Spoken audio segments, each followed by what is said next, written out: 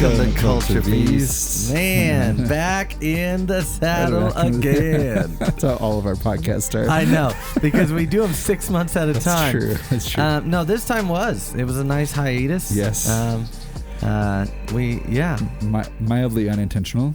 Yeah, mildly. Yeah. More moderately. Yeah, unintentional. moderately. On my end, anyway. You can be a schmuck. I don't care. But it's great to be back. We're back in the Timberline Lounge. We are. In beautiful West Bozeman. Bozeman, Bose Angeles. Yeah. Yesterday you really saw the Bose Angeles at its prime. I did. The camping, the street camping. Yeah. We have our own tent cities like Los Angeles. However, because Bozeman's bougie, we actually just have camper cities. Yes. Campers. Yes. Yeah. Like these basically. It's like over in Europe, the gypsies. They just move in and on the street and, bring their horses, and it's just a whole thing. They're rich homeless people here. Yeah, even the homeless people are rich here. Yeah, it's that's terrible. But and true. We're back, and now we're canceled. Hey. Shouts to the rich homeless people. Yeah, those people. Great, good on you. Good on you. So we're back. I'm Hugh. This is Paul. It's been so long, I had to feel like we had to reintroduce ourselves. But yeah, it's good to be back. It's good to see you. Yes. You're looking fit and finished. And, Thank you. And just looking, exfoliated. I love it. Looking tucked and tidy over there. Well, thanks. It's because I have to tuck a lot more into my waistband these days. I'm about 4 months along. That's news. 4 months along of eating. Consistently? Very. That's good. Yeah. Yeah. Someone's got to feed you. Well, I feed me most of the time, but that's fine. So this is probably going to be a pretty wild podcast. Yeah, we got a lot of pent-up aggression. Well, I do. I don't. Well, that's fine. Look, everything's back to normal. Hey, where you left off. Yeah, it's like we never left. It's going to be a wild podcast. Happened. A lot has happened. Personally. Should we talk about the incident that led us to the hiatus? There was a strange accident. Yeah, a vehicular accident. Yeah, that really left me in a really hard place for a few months. Yeah. So, kind of needed to heal from that. And then, just my car was weird for a while. Wasn't driving well. And then winter. Yeah. And what Christmas a winter it's been. Yeah. Yeah, Christmas was crazy for me. With your job and all that. So, but it's been an unprecedented for a long time winter here in Montana, but especially on this side of the state. I mean, we've had snow on the ground, and I mean like a foot or more on the ground for probably 2-3 months now. Yeah, Bozeman's weather's way different than Billings though. Yeah, I feel like you guys are warmer too. Snow. I mean, and it was. I mean. Like a couple nights ago it was -30. Yeah, we get cold snaps. A month or two ago it was -45. Yeah, and it was only like only -20 in Billings. But yeah. Only -20. And both times our furnace went down. Jeez. Yeah. But I mean, we caught it before it was like 30 in the house. But that's not bad. No. But yeah, lots have happened. Mm-hmm. You got a new job. I did. Yeah. I got a new job. You got some new cars. Did I? You got I got the Celica. The Celica, yeah. And the dune buggy ran. The ran and drove. Yep, yeah. Yep. That's nuts. Yeah, it's crazy. I can't. I was looking at a photo and video of it last night, and it's just like I can't. I got so much stuff in my garage and my living room. Just like I don't. It's a mess. A used parts store in your house. Seriously, you enter my breezeway, and there's a motorcycle, there's a set of tires, 2 wheels, 2 tires that are not mounted together, a BMX, 2 bikes, and there's what else is in there? There's a washer and dryer in there somewhere. There's a washer and dryer in there somewhere. Yeah. Yes, yeah. I mean, that's not for sale. But not yet. No, you need those. Not yet. I need Corolla wiring harnesses. Exactly. I'm selling my dryer. I'll dry it on the rack. Yes, exactly. Dry it on the exhaust pipe.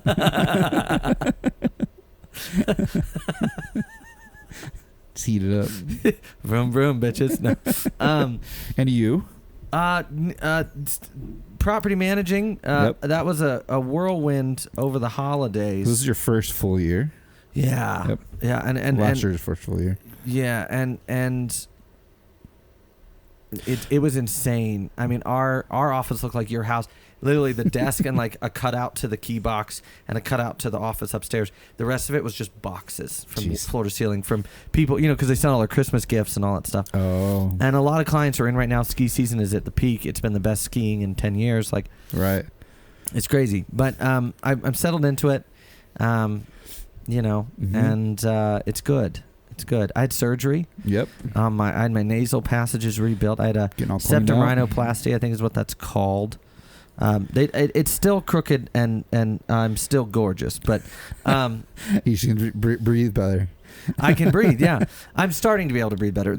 It's healing, so there's still a lot of congestion and scabbing and stitches and stuff. But it's good though, dude. But yeah, I decided last year, end of the last summer, that I needed to start. I was 32 years old. I need to take better care of myself, and so I got a GP. Mm-hmm. Wonderful GP over at the new Billings Clinic, Bozeman, and it led to the discovery of a lot of things that are easily fixable. Yeah. Some aren't. Obviously, they got to go into the knife, and that was a great time. True to Hugh S. Hundley form, I got the funny juice and was wheeled into the OR, and there's about 15 people around, and I couldn't help myself. I jumped up and said, "This isn't the morgue." And the doctor thought it was funny. He had to step out because he was laughing so hard. Some of the nurses laughed. The anesthesiologist was not impressed. Because I guess he's like sent people there. So like, like people, it's like pass fail. It's like herpes. You have it or you don't. You either make it or you don't. Yeah. So it's been good though, because I'm just starting to be able to breathe more, and the difference is astronomical. I feel myself getting smarter. Yeah. Well, wow. I'm getting more oxygen. Yeah. It's amazing. I mean, all of you are so lucky. All the listeners and viewers are so lucky that I didn't have this done 10 years ago. I'd be president. Wow. I don't really want to be president. That seems like a shit job right now. Yeah. But yeah, you don't want to do that. Yeah. I wouldn't wish that on anybody. I'm going to break Culture Beast protocol and go turn the heat off because I'm roasting. Okay. Are you roasting? I feel good. Oh. You can turn off. Okay, cool. Yeah. Make sure we're still recording, huh? Perfect.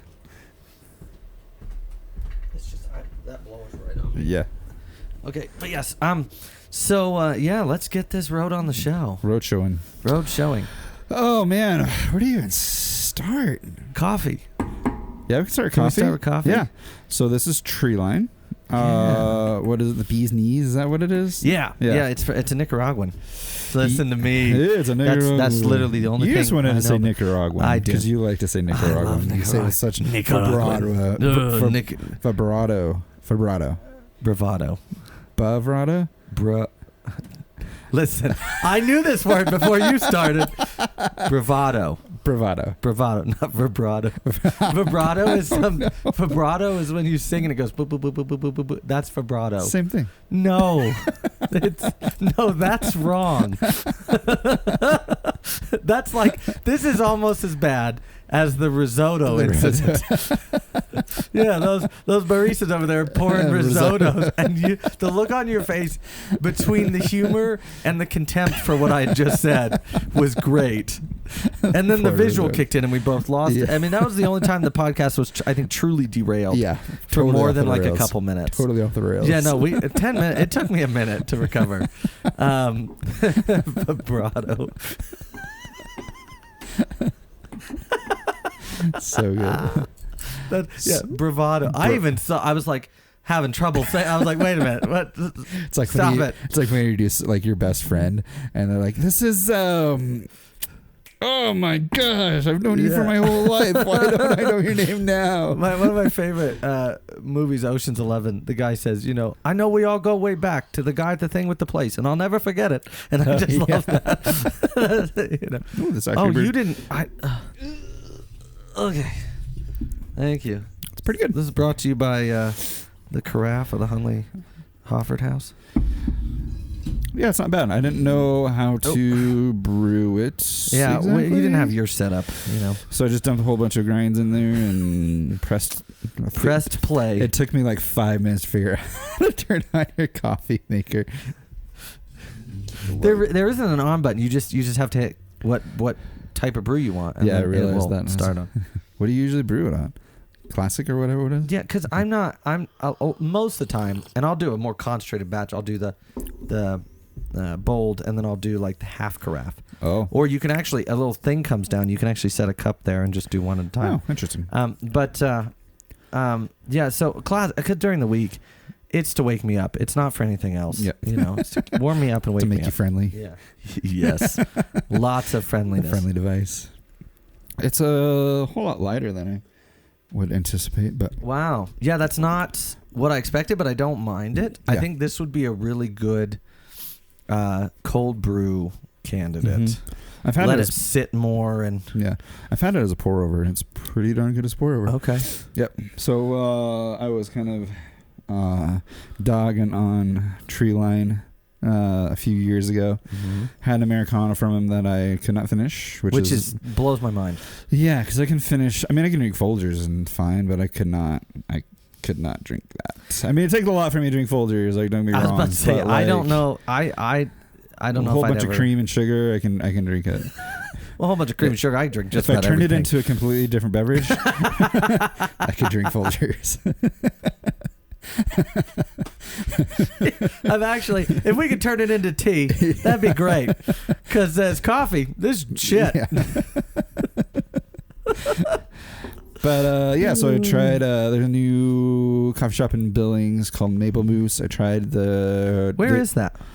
Anafeld. Oh. Yeah, the whole thing's developed now. Well, it's getting developed. Ooh, I better go check it out. It's pretty cool. Yeah. I've heard the concept is great. Yeah. And they built a bunch of shops in there. So the first shop to go in is a coffee shop. It's good. Okay. Yeah, it was a little skeptical when I saw photos of it. My friend Malay, she posted a photo of like a drink with gummy sharks in it. I was like, yeah, I ain't never going there. No, it's one of those frou-frou places. Yeah, and then I asked her how the coffee was. She was like, it's actually really good. I revere her opinion on coffee. Okay. And so I actually went in and got an Americano and was really surprised. Like, it was better than the Americano that I had gotten at Treeline. So I was like, okay, this might be all right. So I ended up buying a bag because we went. Yeah, we went. Yep. I bought a bag from them. Oh, okay. I think I got bee's knees. Oh. It was good. And so now I'm trying, what did I get yesterday? Oh, I got a Papua New Guinea, a P&G. Yeah. Which I'm excited for. Yeah. Be good spring coffee. I feel like you like to say P&G just about as much as I like to say Nicaraguan. Yeah. I say it with much bravado. Yeah, I try to speak with as much vibrato as I can. Yes. Rotary. Yeah. Vibrato is just rotary for singing, is what it is. That's a great. That is. We can turn anything into a car metaphor, I think. What are you smoking there, Paulie? I don't remember what you gave me. Something with a 3 on it. Yeah, it's the Oliva, the Master Blend Series 3. And there's a gentleman on here with a nice mustache. Yes, because we all know a nice mustache is conducive to. That's what they're saying. I almost said that's what they're brewing tobacco. You're gonna brew some tobacco. Yeah, we're gonna brew some tobacco, some wacky tobacco over here, and I had to get my nice mustache out for that. Oh, I paid paper money for it. I paid paper money for that. None of that coin business. Gonna ride my dirt sickle. Oh no. Oh no! I mean, yeah, but no. What are you smoking on over there? I've got a Nat Sherman Metropolitan Habano, and it's an exclusive blend made for a tobacco shop, and I'm really excited to try it. I'm excited for you. I like when people do those exclusively for. So you've never blends. had this before? I've never had it cool. before. That's yeah, awesome. Yeah. I want to try to be more intentional with Culture Beast about doing that. Mm-hmm. About being intentional about picking the cigar for the podcast. Having a live review? Mm-hmm. Wow. Yeah. That's big. Well, that's more kind of what I want to do, Mm-hmm. I like that.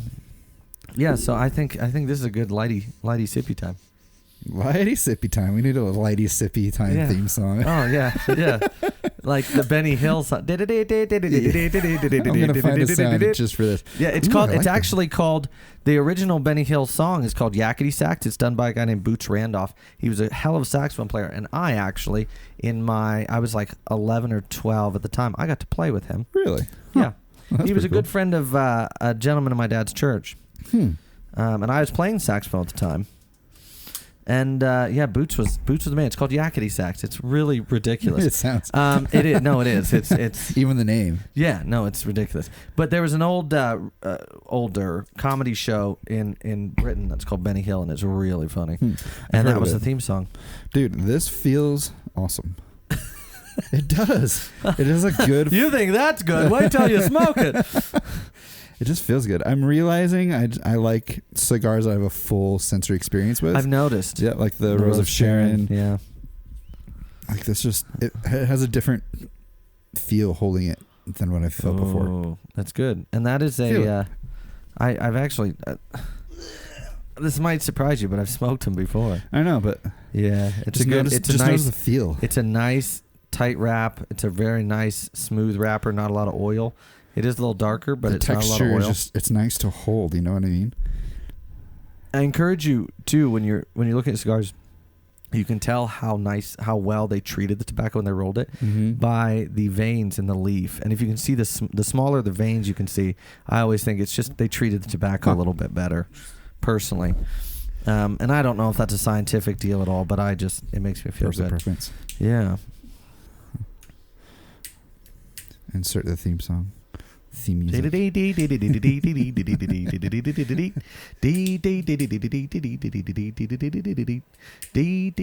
Oh, come on. This is the one complaint I have with this lighter. I got this lighter for my birthday and Christmas, or my birthday, and I just cannot seem to have a consistent frickin' light with this thing. Huh. Can you hand me yours, please? Did you just put yeah. Shake it. A little more towards the camera, please. No. You schmuck. There it is.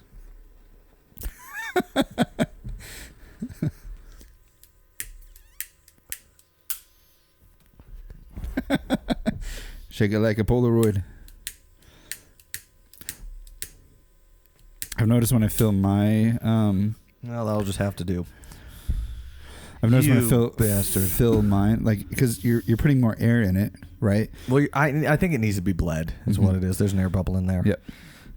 Man, that light is just pepper and wood and leather and Leatherwood. Some spices. I'm thinking like nutmeg, cardamom, a little bit of chilies. I get sock, left foot, tonsil. San Canitu. Yeah. Long time ago, we were having wine, and I said, "Yeah, I taste this and this. What do you taste?" He goes, "It has a really nice oaky afterbirth." And I've always remembered that it's got a real nice oaky afterbirth. And I was like, "Oh, I didn't." And I don't know why. I think I was so shocked that I said, "I don't get that at all." And then I was like, "Wait a minute," because he was dying. Did you turn on the vent? Huh? Did you turn on the vent? No. That's all right. It's just us two. I was getting a little smoky.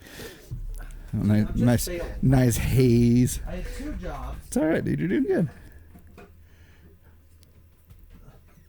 I'll insert the turning on fans music here. Yeah. Turn the smoke eaters off. That's a nice sound those make. Yeah, they're very happy. They're chipper. Chipper. Now everybody gets to look at my butt. Shake it like a Polaroid.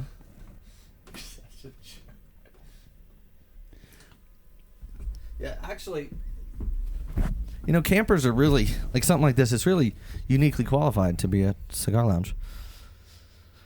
So, yeah, this is good. It's a lot more peppery on the light than I thought, which I like, because it's Nicaraguan. All the Nicaraguans over here. Yeah.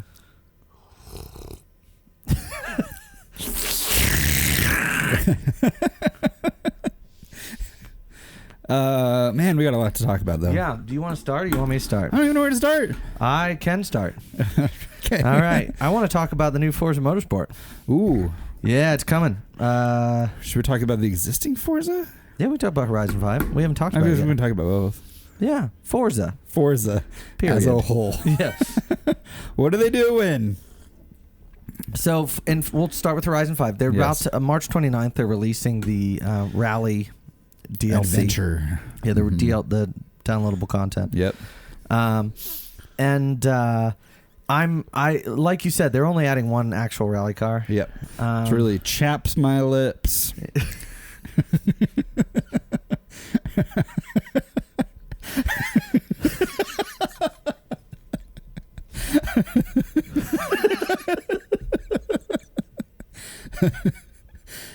Oh no!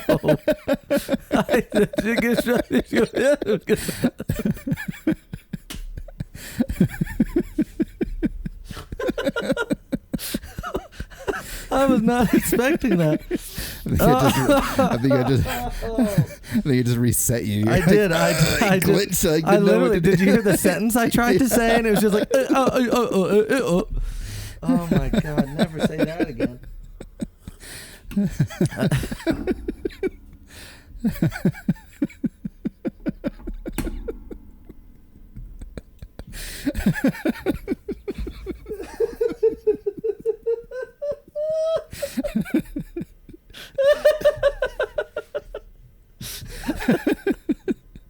My lips are really tapped over that.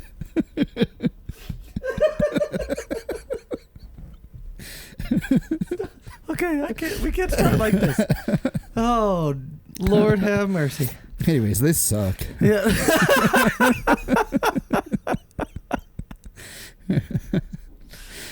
But for real, like, okay, yeah. It's called Rally Adventure. Yeah. They added one new rally car. There's more rally cars in 4 than there is in 5's Rally Adventure. Mm-hmm. How does that make any sense? No, it doesn't. But because you could do the Citroen DS3, you could do the Skoda Fabia. Ooh, yeah. There's no Fulvia in 5. No, there's no Lancia. No, there's no Skodas anywhere. Yeah, there's no Lancias either.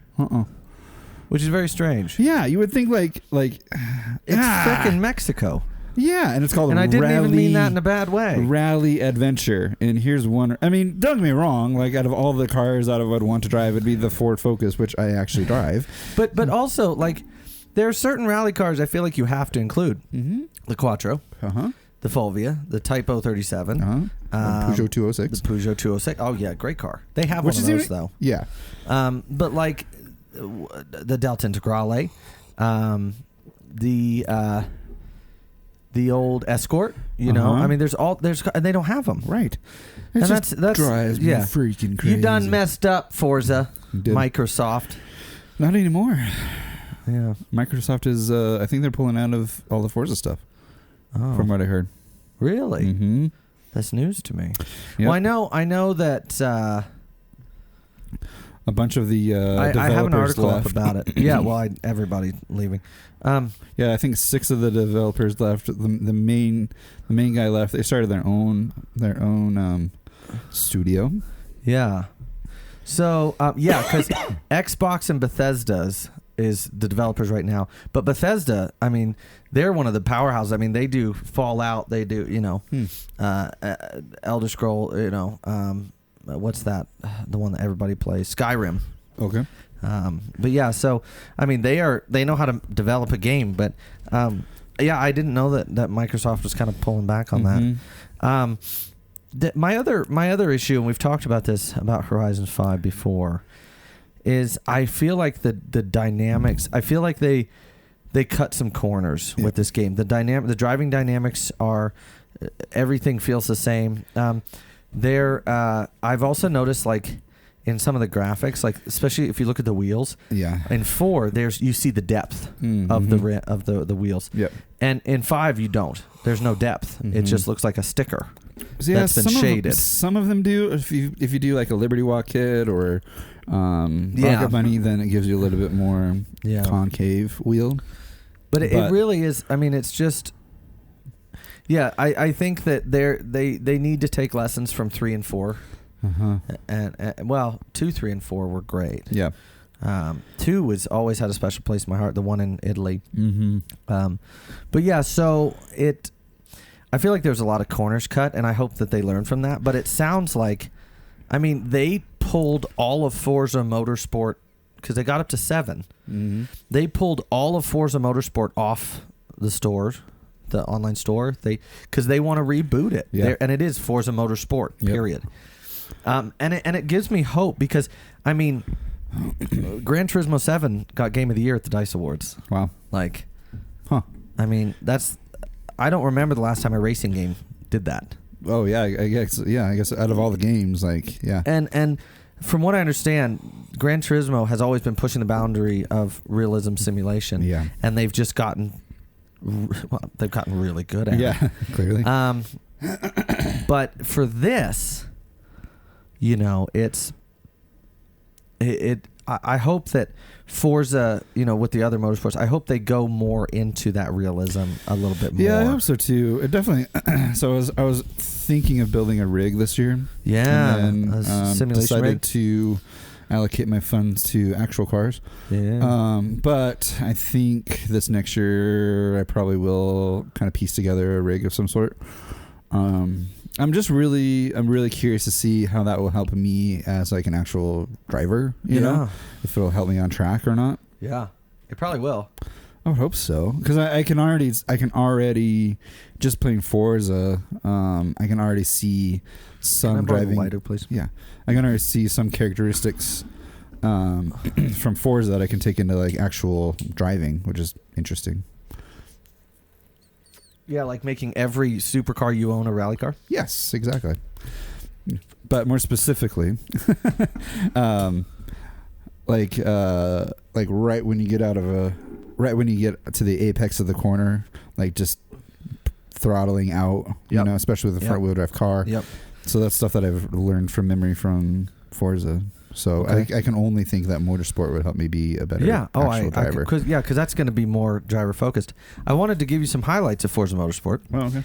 They're going to have over 500 of the world's most incredible cars. That's what they said. And this gives me hope. You can collect, race, and customize using over 800 unique upgrades and custom modifications. Huh. That's a lot more than Horizon. I've seen that they have brought the Forza Horizon wing into the game. The what? The Forza wing that you can put on every car. Oh yeah. Like why? Like you're taking all this time to develop this racing game. Yeah. Put a different wing on it. Yeah, it's okay. It's okay to change, you know. Yes. Our roster includes over 100 new to motorsport cars. Interesting. Hopefully you can get a Maserati MC8 or MC20. I know you're obsessed. And this is interesting. They said, and if there's one, this is from the Forza site. This is a PR person for Forza.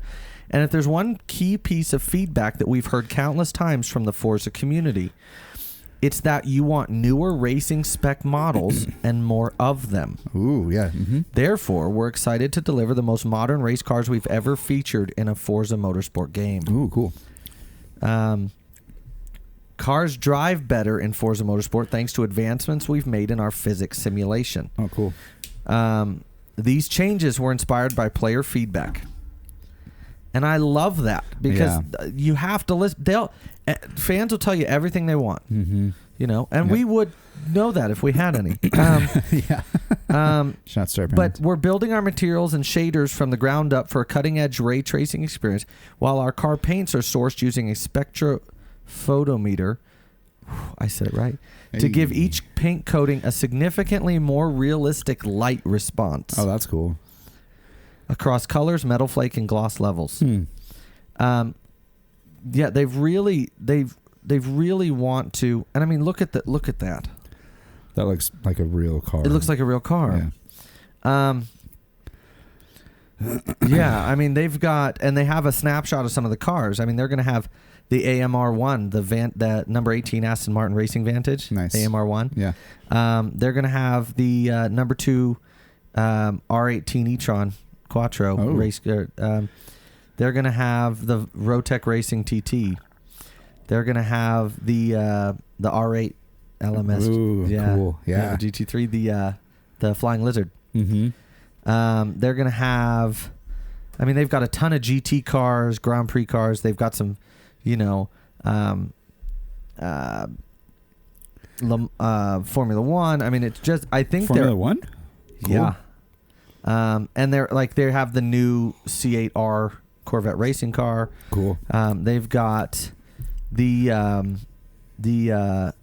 Autosport, the Hyundai Veloster N, the cool. drifting one. Yeah. Mm-hmm. They've got some old Jag racing car. I mean, like Nice. this is. I started the list there. Oh wow.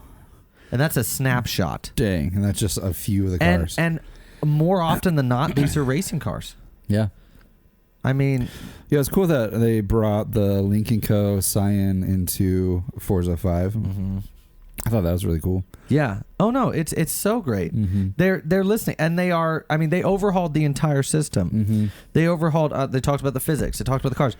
Now, I mean, they've also enhanced our massive archive of sounds. Oh, good.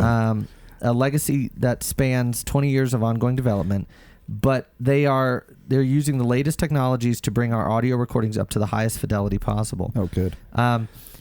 We've also added new features too, like a regional track announcer system, which you'll hear in Japanese when racing around That's a cool. Japanese circuit. That's awesome. Hakone. And then, it's just it seems like they've really figured it. They fit-foed it. They figured it the fuck out. Yeah.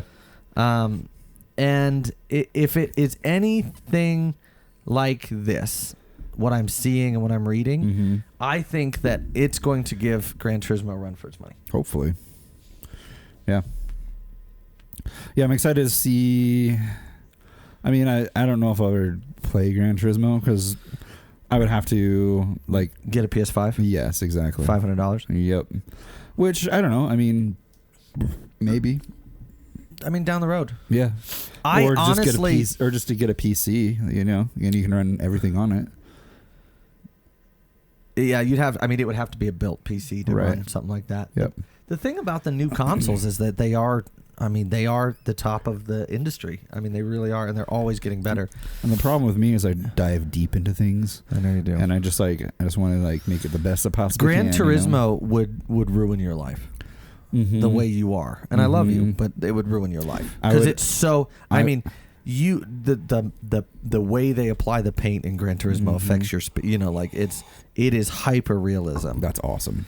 And you have to if you smack somebody in the side or whatever, you have to pit. Really? It's a hyper realism racing simulator, and it is. Always been the benchmark of hyper realism racing simulation. That's cool. Yeah. Yeah, I don't know. I mean, part of me wants to dive into it, and part of me is just man, I need to do it wisely, and that would definitely need a rig. Yeah, Gran Turismo. Because I think the thing that I lack in actual motorsport in my life is seat time. Yeah, because I only get 12 laps an event typically across 6 or 7 events throughout the year, and then rallies 4 or 5. So it's not a lot of seat time. I can't just jump into my car and go practice somewhere. Yeah. So I could, but it's not. Well, smart. you can. I mean, you can practice on Laguna Seca or Spa. That's what I mean. Yeah. I'm excited for it. Mm-hmm. Yeah, I'm excited too. I think I'll probably build a rig. Yeah, and it comes to Game Pass here sometime the first half of the year is what I'm hearing. Yeah, because it'll be nice. Because I'll turn off my Xbox probably April, May. Actual work on my cars, and then by the time I get rig built and all that in the winter, it'll be ready. I could just paste out throughout the summer. Everybody, because when we were first talking about rigs, I did some research, and everybody says those curved screens are the way to go. Yep. If you're going to spend money on anything, they say the screen and the power. Yeah, but the console. actual structure. Yeah. Like spend that, like get a good structure, because you can get a cheap seat, you can get whatever you want, but the structure and the screen are the most important. Yeah. I would, knowing me, I'd get a dash and like put you absolutely, and you would put a center console. You would literally get a dash that you wired in, so it Yes. yeah, and I think you should, and then you should start building them for other people and selling them, and then quit your job. That sounds good. Yeah, I like that. I mean, dude, if you do it right, people want them. Mm-hmm. Hell yeah, I'll take first customer. Done. Yeah, sold. Sweet. Yeah, I would get in a lot of trouble. Yes. Yeah. Yeah. What other? I think that's all the gripe I had about Forza. Okay. Yeah, that's all I got. Yeah. What do you got? Man, so much has happened. Ken Block passed away.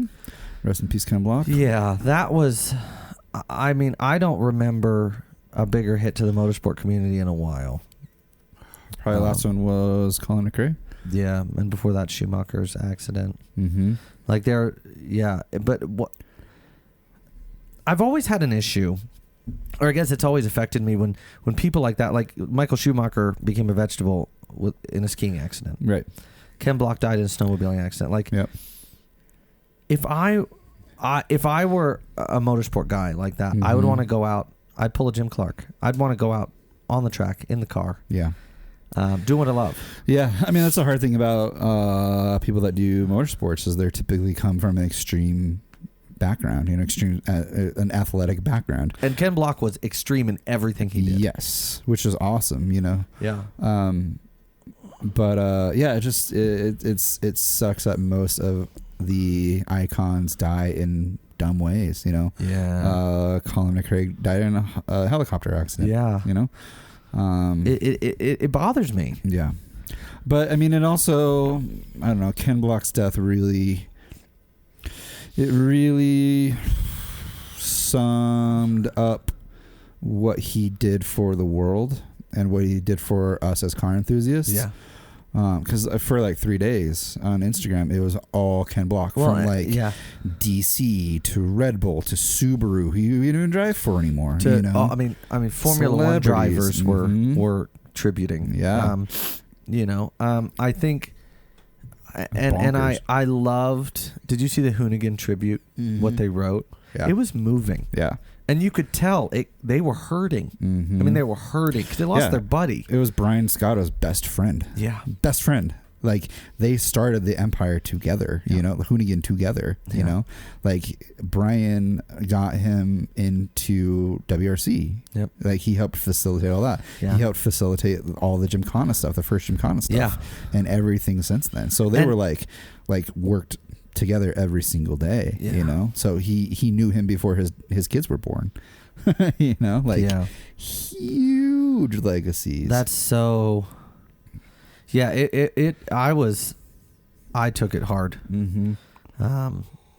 I remember when the Gymkhana video would come out, a new one, and it was just like, I mean, you'd watch it over and over and over, and you'd pick out new nuances every time, and it was just like after the 20th time, you're still finding, oh, look what he did. You know? And so R.I.P. Ken Block. Yeah. Rest well, my friend. And thank you for all that you've done. Mm-hmm. For all that you've done. Pioneering and yes. Yeah. Yes. Huge. The question that keeps resounding in my mind is now what and who. Yeah. Because now, like, I don't know how this sounds to say, but because there's a void now, Absolutely. And like, who's going to step into that void? Unpopular opinion probably, but I don't think it is needed or should be. Mm-hmm. I think that void should be there. Well, I mean, there's. I mean, maybe the void is it spiders off into different things because he was working with. I just don't know anybody that could fill those shoes in the way that he, did his thing. Or maybe people were just afraid to try because they knew he had such a capitalize like a corner on that market, because he's working with Gucci Ghost to develop his liveries and his clothing.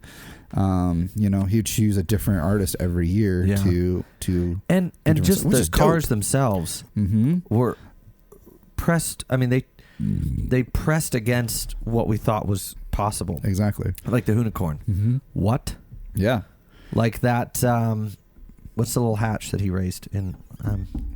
Fiesta. Yeah. Yeah. Like, that shouldn't have been. Mm-hmm. Yeah. The new e-tron. E-tron. Mm-hmm. That was eerie. Yeah. Because it didn't make any noise. No. Except this whirring occasionally. Yeah. And tires being blown off. Oh, yeah, with that. Yeah, that's it. Yeah, so just interesting to see, to kind of like ask and see like what's next, Who? Yeah. So Could be Paul Aspen. Could be Hugh Conley. Well, Could be Golder Beast. it could be. Could be. Wow. That would be an honor. Uh-huh. Yeah, that Ken Block, that was a hard one. Yep. And I saw that his daughter and wife are racing in the ARC rally. I heard that. Next Which is weekend? great. This weekend? This next weekend. Yeah.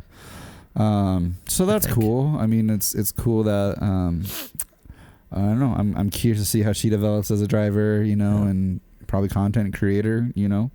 I watched Hoonigan's last video where they're kind of forecasting what they're planning on doing, you know, and they're saying they're trying to get back to the roots, like what they used to do, which was kind of, I don't know how I felt about them wording it in that way, as if Ken distracted them. That's kind of how it came across. Yeah.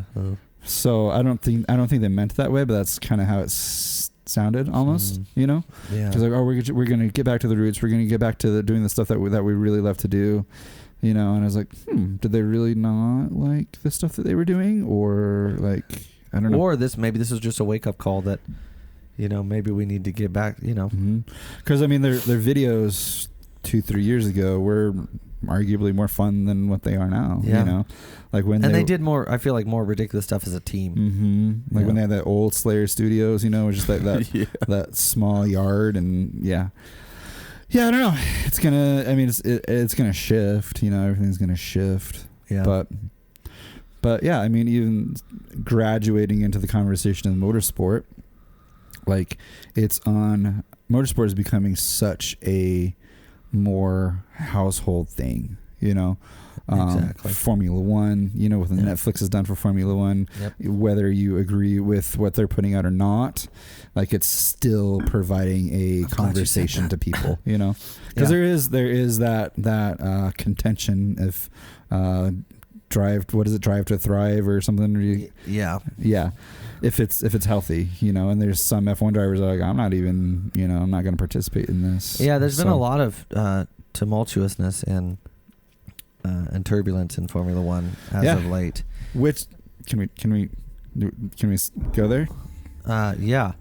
I'm excited to talk about this. I feel like I've seen more. That's good, thank you. I've seen more. I feel like the last year and a half, there's been a lot of contention with race results. I feel like there's been a lot of contention with driver contracts. I mean, Daniel Ricciardo got screwed. Yeah, who was he driving for before? Red Bull, McLaren, and he's back on Red Bull. Yeah.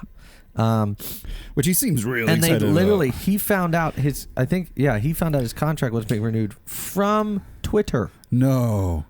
Wow, that's terrible. I think that's how it went down. Something like that. Like and it's and it's I feel like Formula One, like most things, unfortunately, have gone a bit political. Mm-hmm. And it there's no need for that. Yeah, and I wonder if that's influence from Netflix. If there's some influence from it. But I feel like Formula One's always been somewhat dicey. Yeah, but not like this, I don't think. Yeah. So interestingly, Ford is going to be making Red Bull's next motor in 2026, I think. Which means they'll get 2 races out of it and blow up. Dude, so but the cool thing from what I'm seeing, so I from what I can piece together from the whole thing, Ford is, because so in 2026 I think they're going to be hybrids, right? Yeah, I think 2026, yeah. But Ford is already working on hybrid for WRC. Yeah. So what Red Bull, I think, is doing is they're going to invest more into the technology behind their WRC car. Oh. To develop what they need for Formula 1. Which means Ford M Sport, which has been the worst campaign in a long time. Yeah. They had good success with Sebastian Ogier for that year that they had him. And now Oyt Tanek is back in M Sport. Okay. He was the 2019 WRC champion. Okay. And then moved to Hyundai, had a really terrible few seasons with Hyundai, and then has moved back to Ford. So Ford dropped like 3 or 4 of their drivers to have him to be able to afford him. Yeah. And he ain't cheap. No, he's not. And that's what they were talking about. You know, they're like, we would when Oyt last year was noticeably getting away from Hyundai.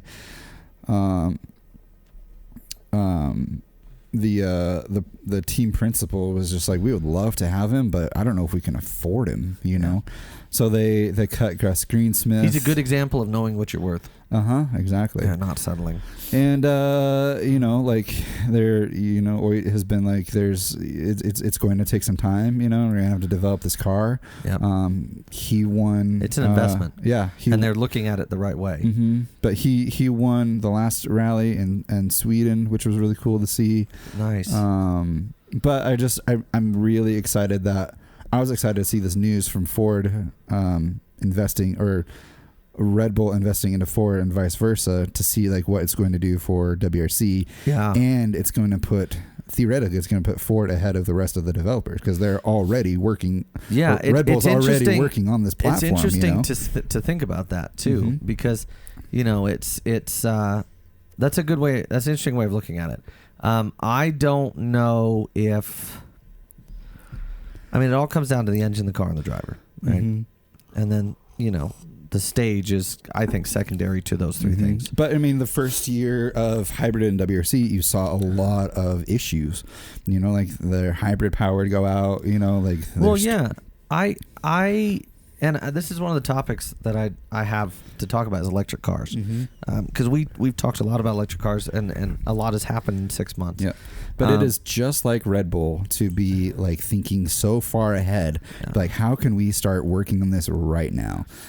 We have a team. Like, let's invest in Ford, who's already working on this. So in 3 years, we have this like dialed. You know. Yeah, if they can get it to work. Yeah. You know, and that's where, you know, hybrid technology just in the last 5, 7, 10 years has started to come into supercars, and you know, because we have the birth of the hypercar, and that's all well and good, but when you put a hybrid component in a car that gets the shit beat out of it all day, every time it's used, you're gonna have to. There's gonna be a learning curve, but I don't know if hybrid technology is there. No. I don't know if it is. I don't think it's going to be by 2026. I think it will, because even from when WRC first started using hybrid to this year, there's already a huge difference in the way the cars perform. Yeah, but I mean, I don't think it's enough. No. I personally, but I'm so skeptical of this introducing electric into motorsport. Yeah. And that, so part of it is bias, I'll be honest. Yeah.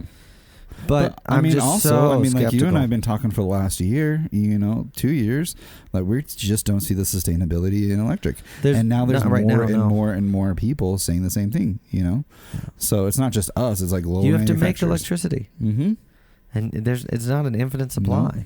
No.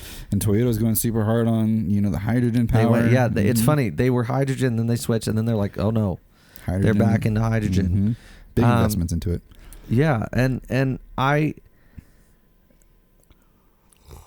I'm really worried, we've talked about it before, the 2035, everybody has to be electric and all this stuff. And I'm worried that we're going to see the death. We're going to have to see the death and the funeral of the automobile, the internal combustion engine, and the pure joy and just inspiration of Gas. the motor. Yeah. You know, and what I think what people don't realize is petrol, gasoline, comes from petroleum. Right. And almost everything you use on a daily basis has petroleum in it. This has petroleum. This has petroleum. That has petroleum. This has petroleum. Right. This has, because of this lacquer, has petroleum. This has, I mean, petroleum is used in fucking everything. And so this whole like, oh, we need to not be relying on oil. That's not how this works. No.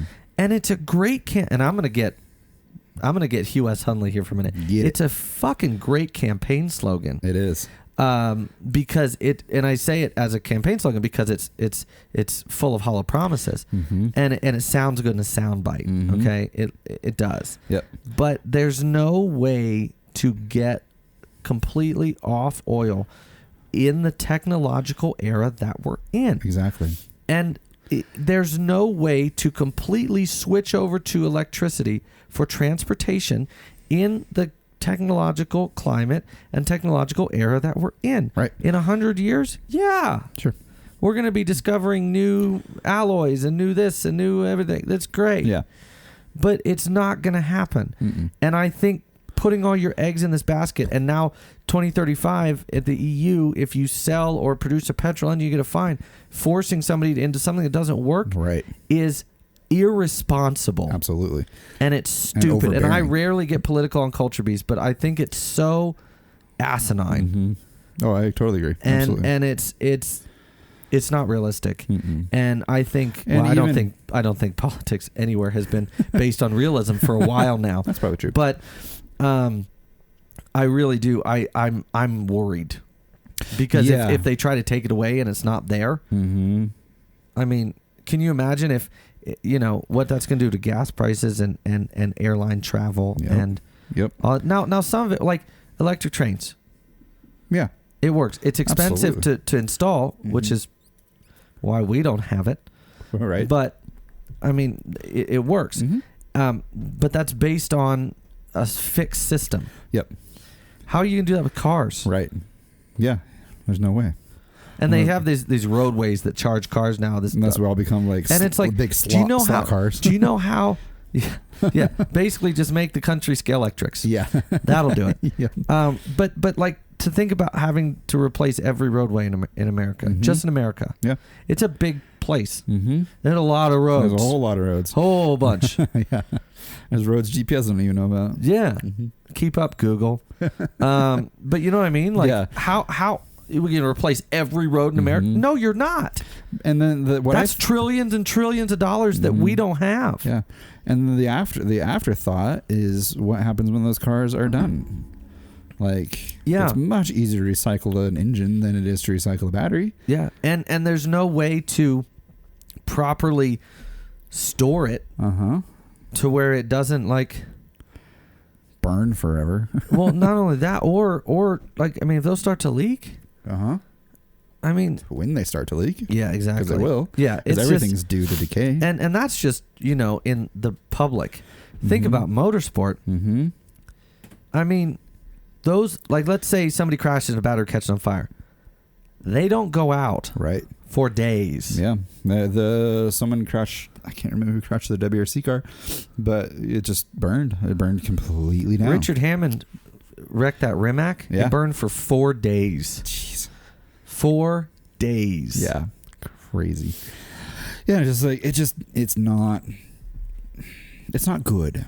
It's not a good direction. No, we're not there yet. We're not there. Now, will we be there someday? Yeah, we're not there yet. Yeah, but then, like, forcing something isn't going to make it happen. No, it's going to make people want it less. Yeah, I think. Well, I already do. We talked about, I think some of the best sounding engines. The 3-liter from Alfa Romeo is a symphony. Which is why I'm so hoping that Toyota gets the hydrogen thing figured out. Like, I really, really hope so, because that would be the thing. It could be one of the things that saves motorsport. Did you see the AE86 hydrogen powered AE86? No. Yeah, they built a hydrogen powered AE86 for the Tokyo Salon. Yeah. Does it work? Yeah. Wow. I mean, you know, It looks like when you look into the engine bay, it looks like a normal car, but it just runs on hydrogen. That's crazy. Yeah. And hydrogen is you can get it anywhere. Mm-hmm, exactly. Yeah. You get it from the air. If you think about putting more water into the air, right? Because that's what it's going to produce is water, right?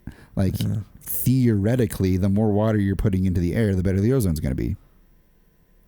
I'm not familiar enough with the science to say yes or no, but yeah, it sounds good. I don't either, but it makes sense. Yeah. Like logically, you're adding more moisture into the air, and then what you're pulling I don't know if there's from anything logic about science, but it's kind of just magic and witchcraft, actually. But I would like to pivot. Yeah, pivot if I could. Yeah, pivot. And I actually have notes now because I'm so good at bouncing all over the place. I want to pivot a minute to and ask you what music you're listening to. Ooh, I'm glad. Yeah. Oh, okay. Yeah. Here for you, pal. Oh, you're gonna hate me. Oh no. I found accidentally Japanese pop punk. Oh god. And it's like wild and refreshing at the same time. Because you understand Japanese culture. It's like really technical, really concise, like really very intentional. Yeah, very very intentional, very thought through, but also crazy. Yeah, it can be. Yeah, and there's some things that don't make sense. Exactly, and that's kind of how the whole thing is. Here, you want this? No, I'm gonna die on this hill. Okay. Yeah, it's cool. The band that I found, it's called Andreos. I believe it is. And it's in parentheses. Of course it is. And their albums are hilariously titled. Like their very first one is called Where's My Potato? Which, interestingly enough, I'd love to know what it actually was in Japanese. Because that seems like the translation was, you know what I mean? Yeah. It's cool. It's cool. It's refreshing. It's new, which I love. You know, it's a completely different genre that I don't understand yet. So diving into that's been really fun. I've been listening a lot of BBC Radio 1. They have a whole app that's just like just their radio shows, and their radio shows are great. They're so good. Yeah. On Sundays there's two that I usually listen to. One's called the Chillest Show, and then one is called the Indie Show.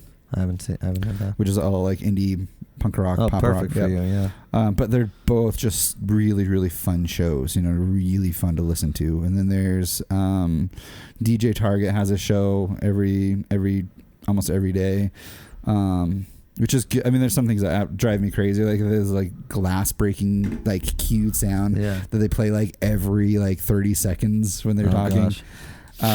But I like that stuff too. You know, where it's experiencing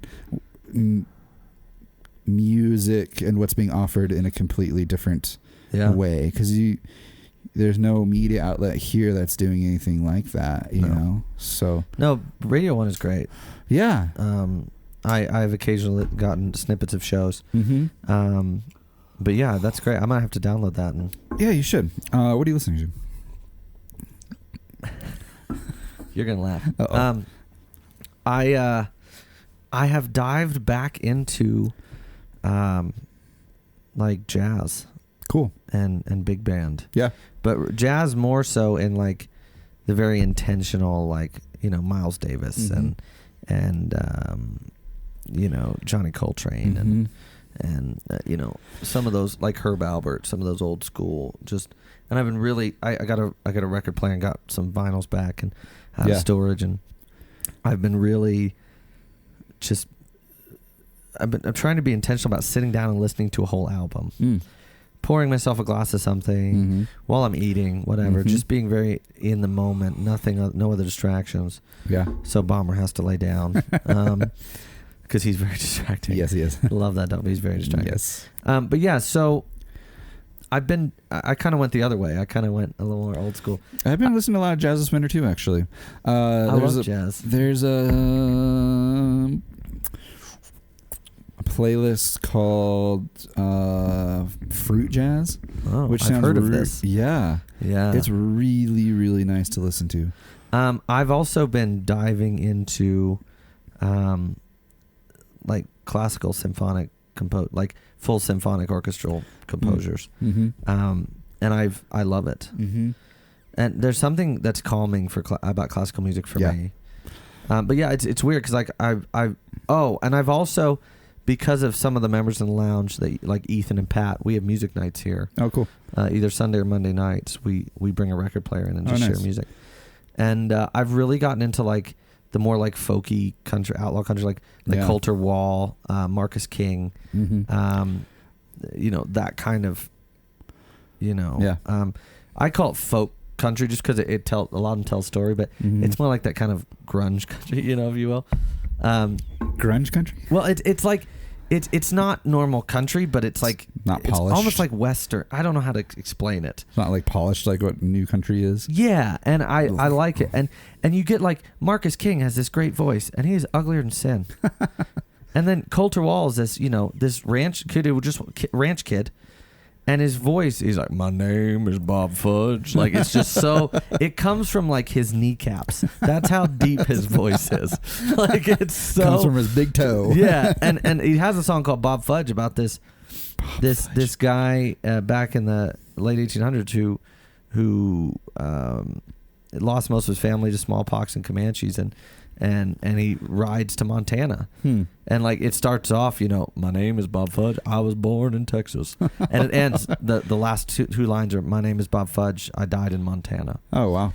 And like one of the lines is, when I first saw Montana, I knew I would love her. I'd ride her great ranges till the end of my days. Oh, wow. And it's so lyrically rich. Yeah. And I love, and I've said this before, I love songs that tell a story. Yeah. And so I've actually deep dived kind of into it, and big, Coulter Wall, Steel Drivers, Brent Cobb, really cool stuff. I'll send you some of it. Yeah, it's not really the genre that I typically gravitate towards. Same. But I've never really been a country fan, but this is, I feel like it, because it's like more folk, because I always think of like old school folk music is like telling a story and having a purpose. Yep. That sounded shitty. Yeah, it actually has a purpose. It's not just existing. That was a good sippy time. But yeah, so I've been listening. It's kind of two ends of the different spectrums. Yeah, but same. Like some days I'll turn on jazz, some days I'll turn on pop punk. Yeah. It's kind of everywhere. I've realized there's one morning, it was Sunday, I was making crepes, had some good coffee, and was listening to jazz, and I realized I think the only way I could describe it is there's just something holy about jazz in winter. You know what I mean? Absolutely. It's just like I do know what you mean. It's like a holy experience. We'll keep that there. Which I really, there's just something special about it. I don't think I listened to it in the summer. It's just something that different kinds of jazz you could. Yeah, probably. I like more like deep, slower jazz in the winter, like intentional. I was talking with a friend, Aaron. You had friends other than me. Yeah, isn't it crazy? I mean, I'm proud of you. Yeah, I'm happy for you. Aaron Dyke. Yes. I met her. She is of more classical as well, right? And I sent her some kind of EDM stuff, and she's like, I don't know how I really feel about it. And I was like, in that moment talking to her, I had a revelation that EDM and classical are both about composure. Yes, that's a very astute point. And it's like, and I didn't think about it until you just said that, but it makes perfect sense. Because what producers are doing, just as what what do people who make orchestra music called? Composers. Yeah. So composers and producers, they're taking different sounds and then putting them together with other sounds to create a harmony. Yeah. And they're more similar than they are different. And now that you say that, there's a lot of truth to that. Because you can listen to a classical song and pick out all these different instruments that are happening at the same time, and it makes a really nice sound. Same with EDM, like really good, like electronic dance music. Still on? We're an hour into the podcast, and I was like, I didn't even check if my mic was on. I checked. I checked for you. Sorry. Anyway, not to disturb you. No, there. you're good. But but really good EDM is the same kind of composure. You know, like you have several different sounds that are all coming together to make one unique, cohesive sound. No, that's fair, and that's a very I didn't think about it that way, but now that it's been brought to my attention, there's a lot of similarities. Mm-hmm. That's very interesting. There's no, I mean, like 4-piece bands, you know, like pop punk Quartets, or punk or country or something. It's not it's not the same thing, you know. No. So it's the only two genres that really kind of share those. Because jazz is the anti-composure. It's very impulsive and very whimsical, but also like it's all about creativity, right? But in like the other end of the spectrum of creativity. Right. And that's how I feel also about like blues. You know, I love blues. We've had this conversation many times. And so it's that's very interesting. I might be listening to EDM in a different light now.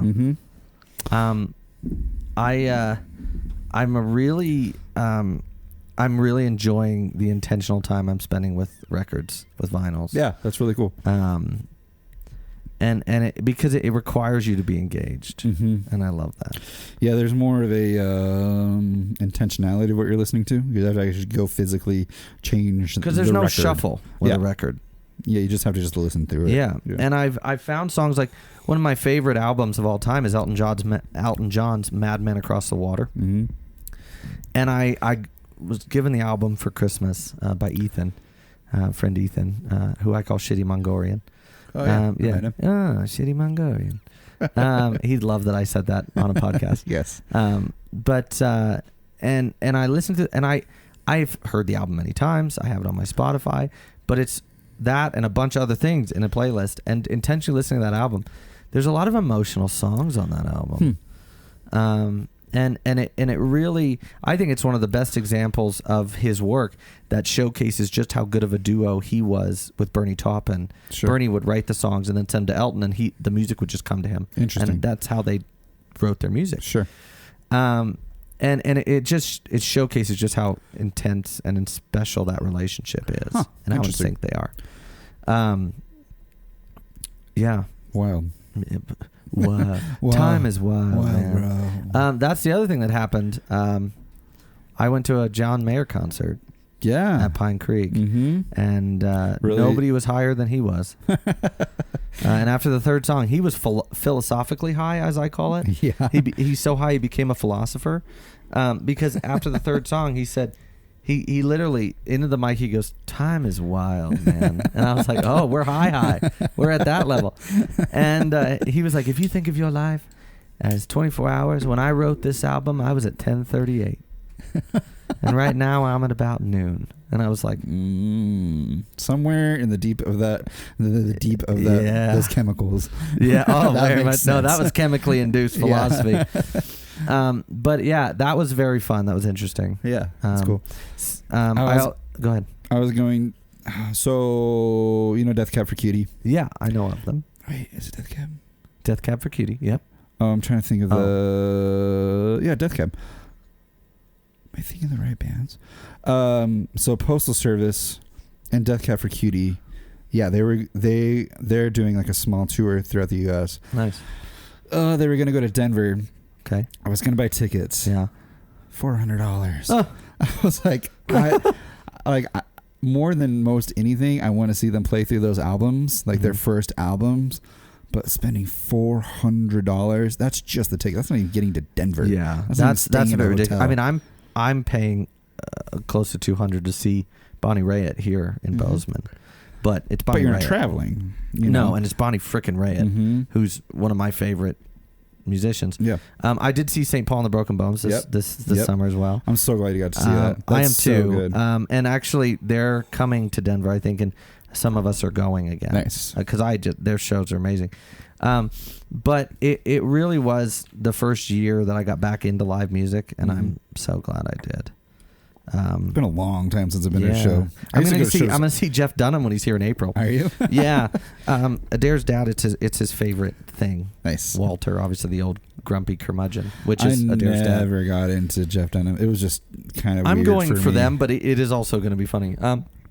But I want to do more live, like local stuff. Yeah, I used to. Man, when I lived in Phoenix, I was going to shows all the time. Yeah. All the time. Like weekdays. Yeah. Like there was such good music in Phoenix. I don't know. I guess it's.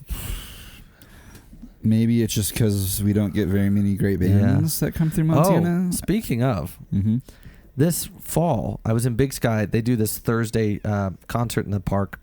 And they have a bandstand and it's beer tents and it's just on.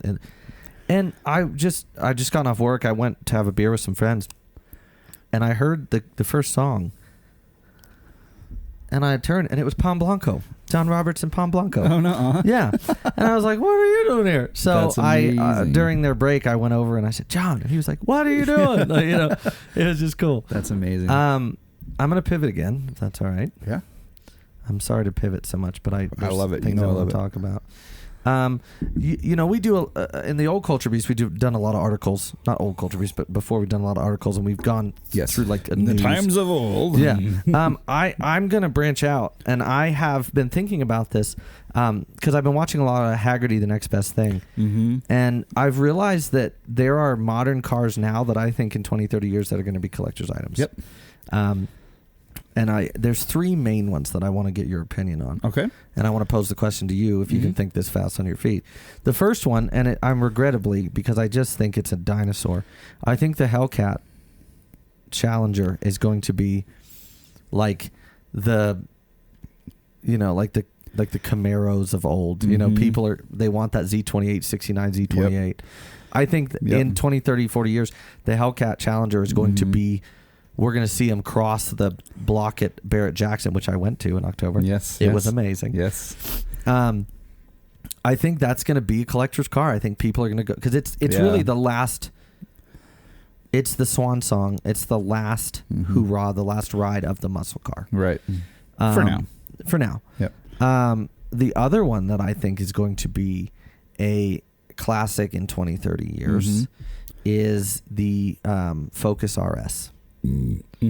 I think the good push. That was well brought up. Too bad you weren't. Yes. I'm kidding. Your parents are lovely people. They are great. Shout out to my parents. Yeah. But I think the Focus RS is going to be what the what we see as like the Mark IV Supra and the old FD, Cosworths. The old Cosworth, the FD RX-7, like that style. I think people are going to buy it because it was like a performance car of the time. Yep. Because it really is a marvel in this time. It really is. And I think the other one that I think is going to be a classic is the GR Corolla. I think that's going to be that JDM in 20, 30 years where people are get like at car meets. That's going to be the old JDM car, Yep. And people are going to style them wacky and crazy because they're going to be like, the 2020s were a wild time, man. Like they were doing some crazy ass shit, like Yeah, it's cool because there's been a few people that have really not taken kindly to the GR Corolla, which are crazy. But that's one of the few things we agree on car wise. I just think it's great. Yes. I think it's great. It's bold, and it's just like Toyota to look in the market and say, this is what Subaru's not doing. This is what we're going to do. And we've talked at length about how we feel about that. Someone just came into Mars the other day. He sold his Subaru, got an allocation for a GR as wanting to do like a full PPF on the front of it. Ooh. Yeah, and he was telling he's like, I want the hatch, and it's a better car than what the Subaru is, And now there's YouTubers, the content creators that are getting their hands on an allocation for a GR, so they're gonna start putting them into the spotlight, which is only going to fuel Toyota to be like, we have something, and we're going to keep diving into this. I think we're going to see. I have a feeling that just based on what car manufacturers are doing now, I think we're going to see an even hotter variant in the next few years. Yeah. And I think what I would like is because Toyota is bringing over the Crown. Have you seen it? Yeah, I've seen it in person. Is it better in person? Yeah. Is it? Okay. Because I see the they photos. filmed a Toyota commercial in Big Sky this winter in like November. I've seen photos of it. I'm like, this isn't even a Toyota. Like, this is something that like, I think John Mayer developed while he was like crazy high, you know, well, chemical induced. Pretty much every day.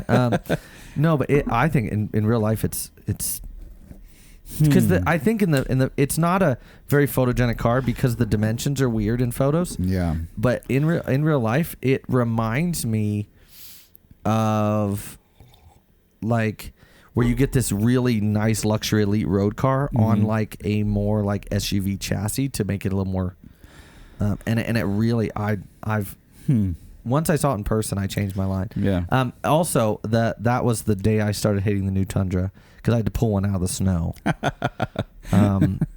with my Nissan. Huh. I got a Nissan truck, like officially, which is great. But yeah, the Crown is, and I think we're gonna start seeing. Like, I'd love for them to bring the Century over. The Century, get rid of the Avalon. Mm-hmm. I'd love for them to, I'd love to see, some of these, because I'm sorry, but Toyota gives Japan, well, I get it, home country. Yeah. They get all the cool stuff, man. They do. I want some cool stuff. Yeah. Even the cool Subarus that we never got are in Japan. I want that. I want, even Ford. Yeah, give us some cool stuff. Yes, like the Focus of the 2005. That Focus was so much cooler than the one that we got. Man, but it I think to kind of go back to your original point, I hope that you're right. I hope we see some manufacturers realize that that sometimes the consumer is right. And that they have, I think, one of the greatest assets in their repertoire is their following. And I think that certain car manufacturers have forgotten that. They've gotten too big. Right. They feel like they're too big to fail, which is like saying you're too fat to diet. It doesn't work. Right. If 2008 taught us anything. Yeah, Chrysler. Thank you, Fiat. Because now we have Alphas. Right.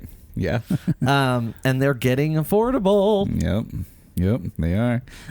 soon and very soon. It's coming. It's in the next couple of years. It's going to happen. I'm going to get one. Ever since I drove that one in Michigan, I will own one. You should. You deserve to own one. I agree with Jeremy Clarkson when he says you're not a true petrolhead till you own an Alpha. Yeah. Because you just can't help but fall in love with it, despite its obvious, very in your face flaws. Yeah. Three cars, if I may, off the top of your head, that you think in 20, 30 years could become sought-after classics? Yep. I mean, because when I was originally... Because I proposed this question last year on Culture Beats, like, what are we going to see as classics? Like, what will be a classic car? I'm talking about new, like modern... New cars. We talked about, in the last 10 years, but last time. But I'm talking about, like, cars this year. In the last 2 years, like new cars. Yeah, that's hard.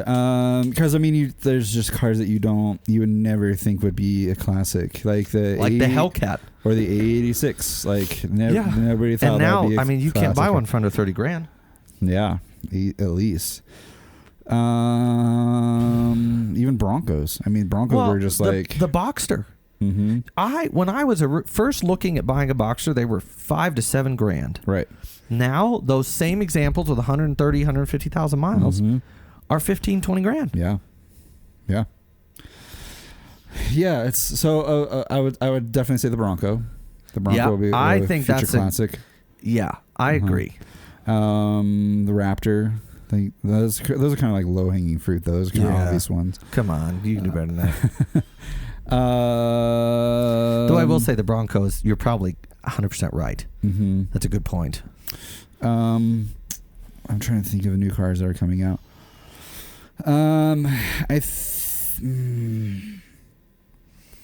It's hard because cars are so disposable right now. Like they don't build them to last. Yeah. Like part of me wanted to say Kia, some of the Kia's models. I was going to say, I think the Stinger might be on that list. I thought about that, but You know, where like, I think the M2 is going to be on that list as well. yeah, I could see the M2 being on there. Yeah. The new M3, I think that could be one. Snorty nose. Mm-hmm. We're referring to that grill, by the way. Yeah. Gosh, It's a good question. it's a great. It's question. a good Culture Beast question. I think Toyota will bring back the Land Cruiser at some point. There's been very, very quiet rumors. Mm-hmm. And I think one of the dumbest things they ever did was decide not to sell it in the U.S. market anymore. I think I'm talking like the FJ Cruiser. Oh, the FJ Cruiser. Mm-hmm. Sorry. I think they'll bring back the FJ Cruiser, and I think that would be a classic. Oh, because they are now 160,000 miles. Mm-hmm. They're 20 grand, mm-hmm. 25 grand. Yeah, people love them. Mm-hmm. So, because we've talked like what competes with what, mm-hmm. you know. So the Bronco is meant to compete with Jeep, right? But that's it, you know, like there's the only two vehicles in that market. So I think the FJ could be put into that sort of realm, you know, where it's a bigger SUV that's meant for off-road. It's a purpose-driven. People building them to look like they're off-road, and then they just go to the malls, you know. Yeah. Or breweries. I love that. Which is the reality of most of them, you know. Yes, or the dispensary. Yeah, the dispensary. Yep. No judgment. So I think that will happen, but that doesn't answer your question. No. I think the Ford Ranger is going to be on there too. I could see that, because even now, like, Rangers are pretty sought after, the older ones. I mean, they're not in that price range of being a collector car. No. But when I was at Barrett Jackson, I was surprised at some of the cars that went across that people bid. Like the mid 2000s Maserati Quattroporte. Oh, okay. There were like 7 of them, mm-hmm. and people were buying them left and right for decent amounts of money. Yeah, and that, I mean, that's the first gen Quattro. Yeah, or Quattroporte, and it's like that surprised me. Mm-hmm. And it's hard to put any supercar into like a collector car market, because there already are. Yeah, you know? Yeah. Because there's very few allocations of that. So, I mean, I think they've always have been. But then you think of like the Urus. Will that end up being a collector car someday? I think the new NSX, because it was such a limited run, I think is in 20 years, 30 years, going to be a highly sought after car. I think people are going to regret not buying them. I completely agree. Mm-hmm. I think they're great. I think they're beautiful. I think they're very capable, and it's a Honda, so they're like reliable. Yeah. Like I heard, what's the guy who does Smoking Tire? Matt Farah. One of his somebody asked him, like, what would you rather have, a Pagani or a R8? And he said R8, because they're so reliable and you can use them. Yeah. And they're more reliable. You don't have to fix them all the time. Pagani's an art piece with wheels. Right. It's gorgeous, but I wouldn't ever want to drive one. Yeah, I wouldn't want to drive one. But what he didn't think of was the NSX. Well, I don't know if you can put the NSX, when it first came out, the first gen, was I don't know if I could put a Pagani and the current NSX in the same category. Yeah, I guess it's not like a supercar, but it is a supercar, but it's not to that level. Right. What it is, and James May kind of touched on this when he test drove one. It is a sensible supercar. Oh, interesting. It makes sense. Mm-hmm. It's and it's not. Yeah, it's gorgeous. It's very flashy, but it's not. That's not its goal. Its goal is to drive well and work. And I think he bought one. Really? I think he did. I'm not sure. James May? Yeah. Well, he's owned several. He has several Ferraris. Really? Yeah. Huh. But. And it's really funny. He bought an F430 Spider for his girlfriend at the time, and then insured it under his name. She couldn't drive it. Wow, that's the most James May thing I've ever heard. Yeah, totally. But yeah, I think you're. I think a lot of people are going to regret not buying it. Mm-hmm. I think there's several cars out there that people are going to regret not buying. Mm-hmm. And the thing about like predicting classics, I mean, the Ferrari 250 GTO, Yeah. okay, tens of millions of dollars they're worth. 40. I think the last one went for like 47 million or something like that. Jeez. Do you know what they were brand new in the 60s? No. $7,800. Really? Yep. Wow. Now back then, Right. that was a chunk of money. Right. You know, I mean, the average car was, you know, $1,500 to $3,000. Mm-hmm. And inflation, you know, $7,800 today. Actually, Tyler Googled it. Tyler Elkins, shout out. Mm-hmm. It'd be like $78,000 today. Really? Wow. $74,000 today. Huh. But my point is that, you know, I think, you know, the NSX. I mean, they in the last year run of it, they took like 20 to 30 grand off MSRP just to get them sold. Right. And then I think, you know, in 20 years they're going to be worth millions of dollars. Mm-hmm. Yeah, I could see that. Yeah. I'm just. It's a good question. We is. should think on that and talk about that more next week or next time. I agree. Do you have anything? Because I have more. Go ahead. Are you sure? Yes. So, I actually want to talk about a film because the award season is just wrapping up, and a lot of interesting things happened that is restoring my faith in Hollywood. Oh, good. We are seeing a renaissance away from the remake and the Marvel. Oh, good. You know? Good. And Marvel is Disney's considering selling Star Wars and Marvel because they've tanked it. Good. They're losing money now. Yeah, because I heard like Ant-Man and Wasp or whatever is like the last couple worst. Marvel movies they've made, they've lost money. Yeah, lost money. Yeah. There was a couple amazing films that were new films, written completely different, and that were acted well. One was the Banshees of Inisherin with Colin Farrell and Brendan Gleeson. Huh. And it was one of the most amazing bits of writing and acting I've seen in a long time. Really? Yeah. Huh. How so? You go through the movie thinking you keep waiting for the happy ending and it doesn't come. Oh, okay. And it is a great obituary eulogy to an adult male friendship. Oh, okay. It's really, really well done. Huh. Really, and it's won awards. Really? The other one, we saw the Renaissance, the Brinsurrection of Brendan Fraser. Yeah. And The Whale. Yeah, he plays the heavier set dude. Yeah. Yeah. A guy struggling with obesity. Mm-hmm. And I saw just a snippet of like, is it out yet? It's not out yet. Okay. It was in theaters. I waited. I didn't see it. I wanted to see it in theaters, but I knew who I am and how I am. I wouldn't be able to see it in public. Right. What I've seen of it though, and every person that's ever talked about it, Adam Sandler, who's a funny dude, always funny, not really ever serious. Right. He said that it the whole movie just broke his heart. Wow. And Brendan Fraser got a 7-minute standing ovation really? at Cannes Film Festival. Wow. Or Sundance Film Festival. Huh. And he hasn't acted in years. Yeah. And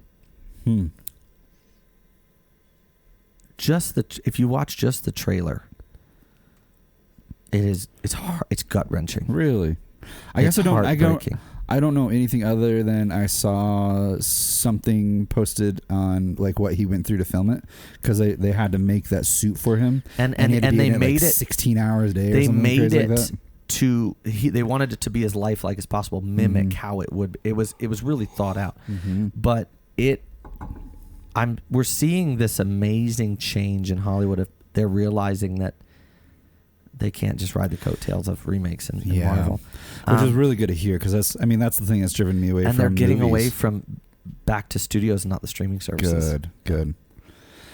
Yeah, because the movies that I've watched through streaming services are just kind of half baked, like anything, like most Netflix movies I can't watch. Yeah, I can't get through them. The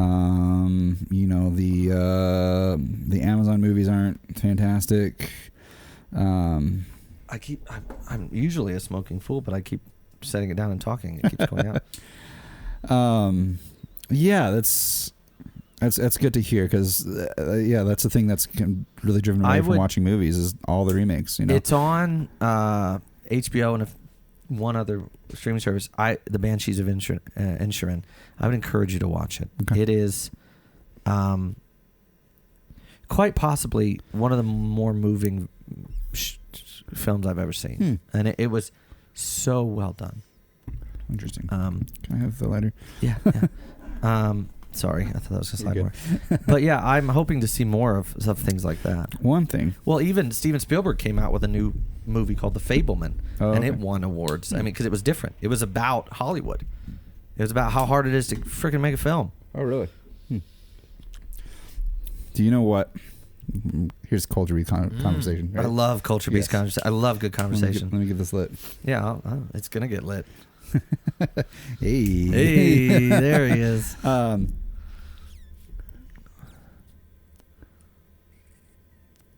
Yeah, no, I would puff and light for that. Yeah, I think it's good. How is that master blend? It's really good. Yeah, I like it a lot. Good. The name fits it really well.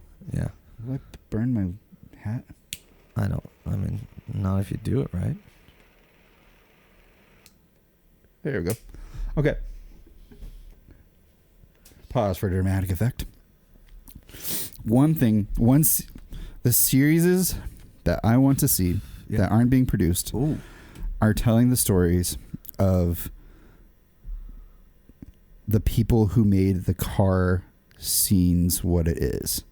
Like Old Man Ferrari. Well, Lamborghini. There's a Lamborghini biop out. Yeah, but I'm talking like a series of shows. Oh, okay. You know what I mean? Yeah. Like a... Bless you. Sorry, side effect of having your nose healing and itching is I sneeze all the time, but I can't sneeze through my nose. So everything's loud and messy. It's all good. Yeah. I think if Haggerty did something like that, it'd be really interesting. Like following the story of Colin McRae or following the story of Jim Clark. We've talked about that at length. Mm-hmm. That we think there needs to be a Jim Clark movie. But like as a series of these are different episodes that are building into miniseries are going to make a comeback, I think. Well, they are. I mean, off of Yellowstone, he's had 2 miniseries that have been. Taylor Sheridan's had 2 miniseries that have been. Yeah. I mean, I think it's a great idea. That's a niche that hasn't been filled yet. They're making an Old Man Ferrari movie. Oh, really? About how it came to be, and Tom Hiddleston is playing. I'm pretty sure is playing Enzo. No, not Tom. I'm so sorry. Stupid. Let me Google it because I want to get this right. Pause for dramatic effect. Yeah. I'll wait to propose my... Adam Driver. Oh, okay, nice. He's brilliant. Mm-hmm. Forget Star Wars. He's so good. Yeah, he was really good. But I'm so excited because old Enzo Ferrari was a maverick. Yeah. Start to finish. Loose cannon, holding to his guns. You know? Yeah, and he was just such a complex enigma. Mm-hmm. And so they are starting to dive into that. Mm-hmm. But even with Ken Block's legacy, if you did a series of Ken Block's life, it'd be great. Wow, and we probably will see that, something like that. I hope so. I would love to see a like Fangio. Old Formula One driver. Oh, Fangio, yeah. Mm-hmm. I'd love to see a biopic. I mean, because we have Rush, which was James Hunt and Lauda. Mm-hmm. That was a great movie. Mm-hmm. It was well acted. Yep. But it'd be great because there are all those rivalries all the time. Yeah. I would love to see a Michael Schumacher series. Absolutely. And his son is doing well for how young he is in Formula One. Doing really well. Which is really fun to see. Sebastian Vettel mentored him, and that's interesting. That's I didn't know that. Yeah, he kind of looked out for him because Michael Schumacher did that for Sebastian when he started. Yeah, kind of looked out for him, took him under his wing, and Mick Schumacher in one Formula One race took like 6-7 positions. Oh wow. And somebody said, what changed? And Sebastian Vettel said, he got angry. He got mad. Yeah. And it worked. Yeah. That's amazing. I think we're going to see in the next few years great things from him. Mm-hmm. Absolutely. I really need to start watching more Formula One. You do. I've been my world has been nudging myself more towards it, especially as like WRC and Formula One kind of start to merge a little bit more. Yeah. Sebastian Vettel came out and said like rally drivers, like WRC does not get enough attention. Nope. Like it should get way more attention than what people give it. Absolutely. And rightfully so. Like, it's bonkers. He is a hell of a driver. Consistent. Mm-hmm. And he doesn't win all the time, but he's consistent. Yeah, and that's what they need. Points. Yep. And I agree with him. It doesn't get enough attention because some of the clips you've sent me, because I don't follow WRC near where you are. Right. I don't follow Formula One near what you follow. And it's. Should we do that this year? I think so. I think we should. Try to.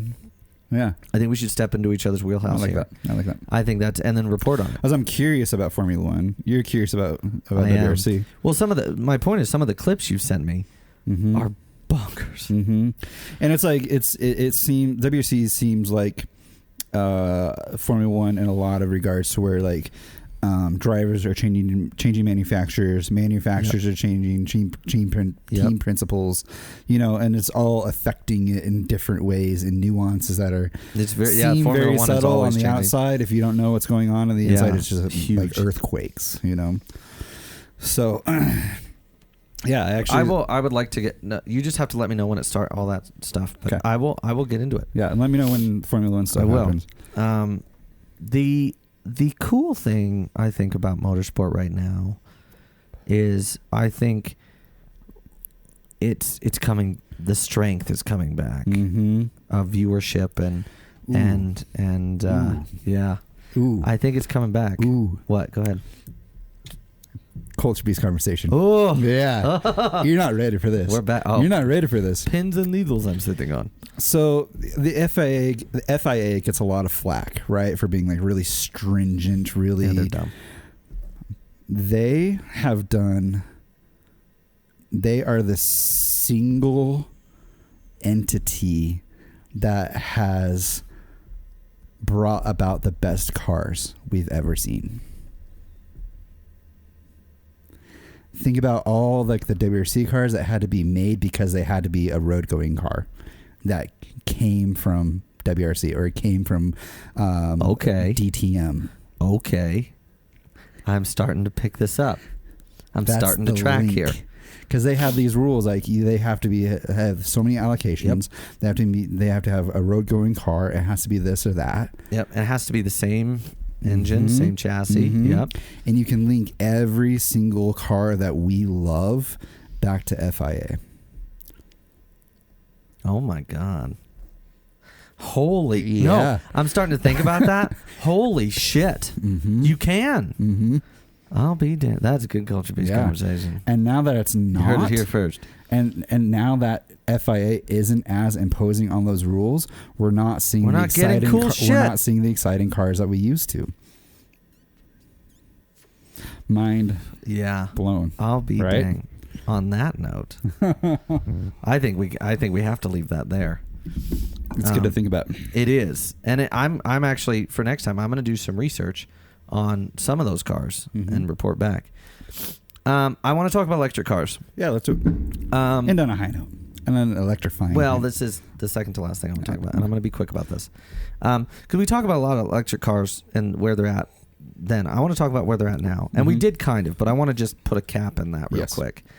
I believe that car manufacturers who are building electric cars are fucking up. And here's why. And I've spoke about this on Culture Beast before. But you've also said that you love electric cars and you're excited about it. I'm excited. I said I was excited about the potential. Okay. And I'm warming to them. I am. I'm getting to the point where I like them. Okay. But I was, because they were, and then we've plateaued. They've become stagnant because you've had different revelations since yes, then. Okay. It's been a while. Yes. They become stagnant because what they're doing is they have a blank slate of design and they're not doing anything. Sorry. They're not doing anything with it. It's just so frustrating. I want to see some cool shit. Right.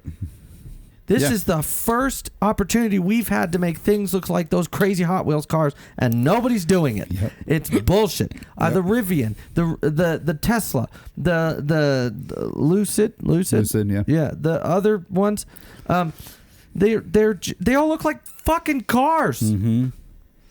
Yeah. I want a fucking hovercraft, man.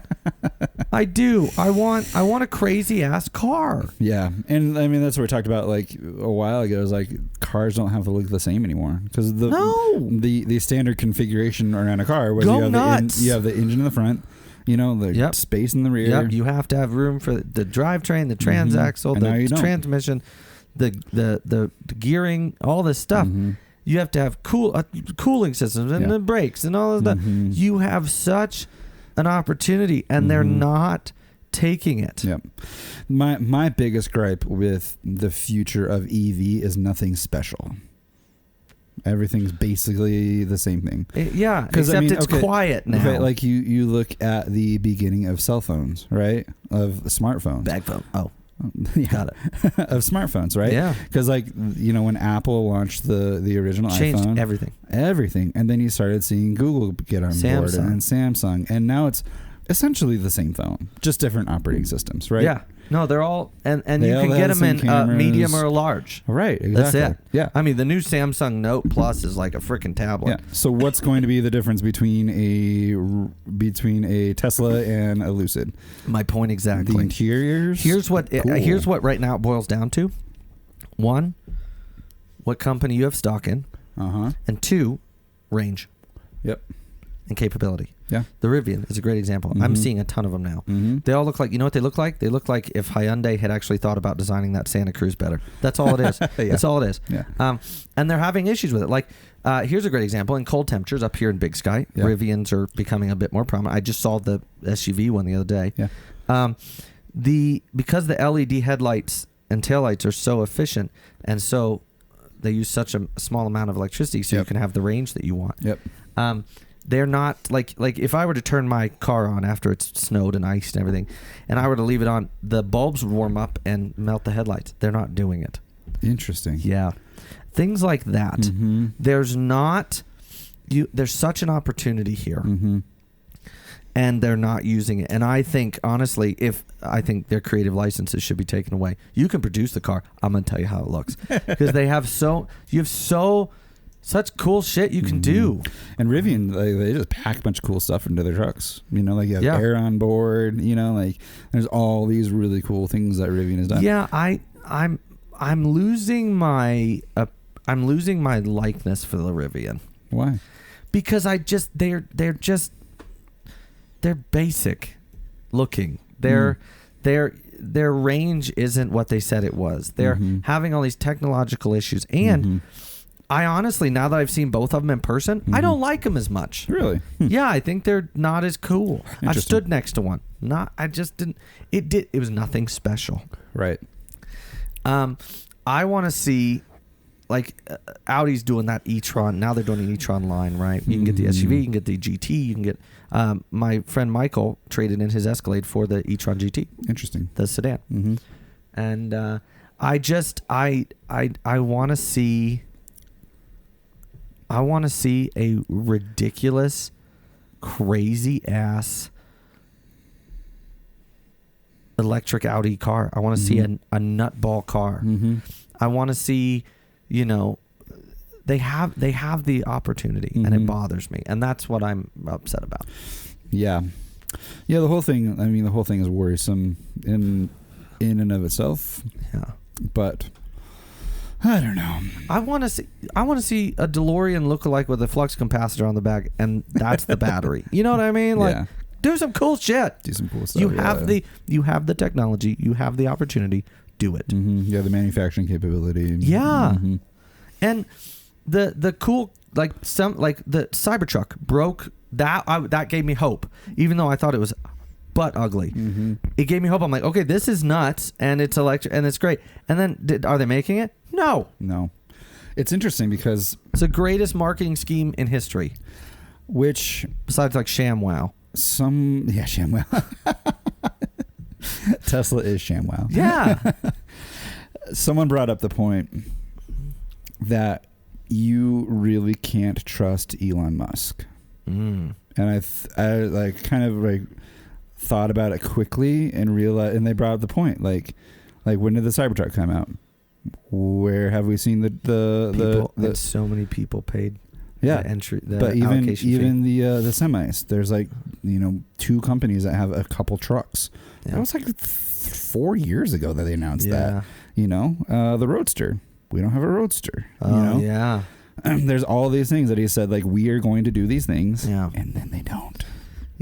Which is interesting because nobody cares. And at some point people start to say, why would I give my money to this? You have to follow I'm going to up. make a Culture Beast prediction.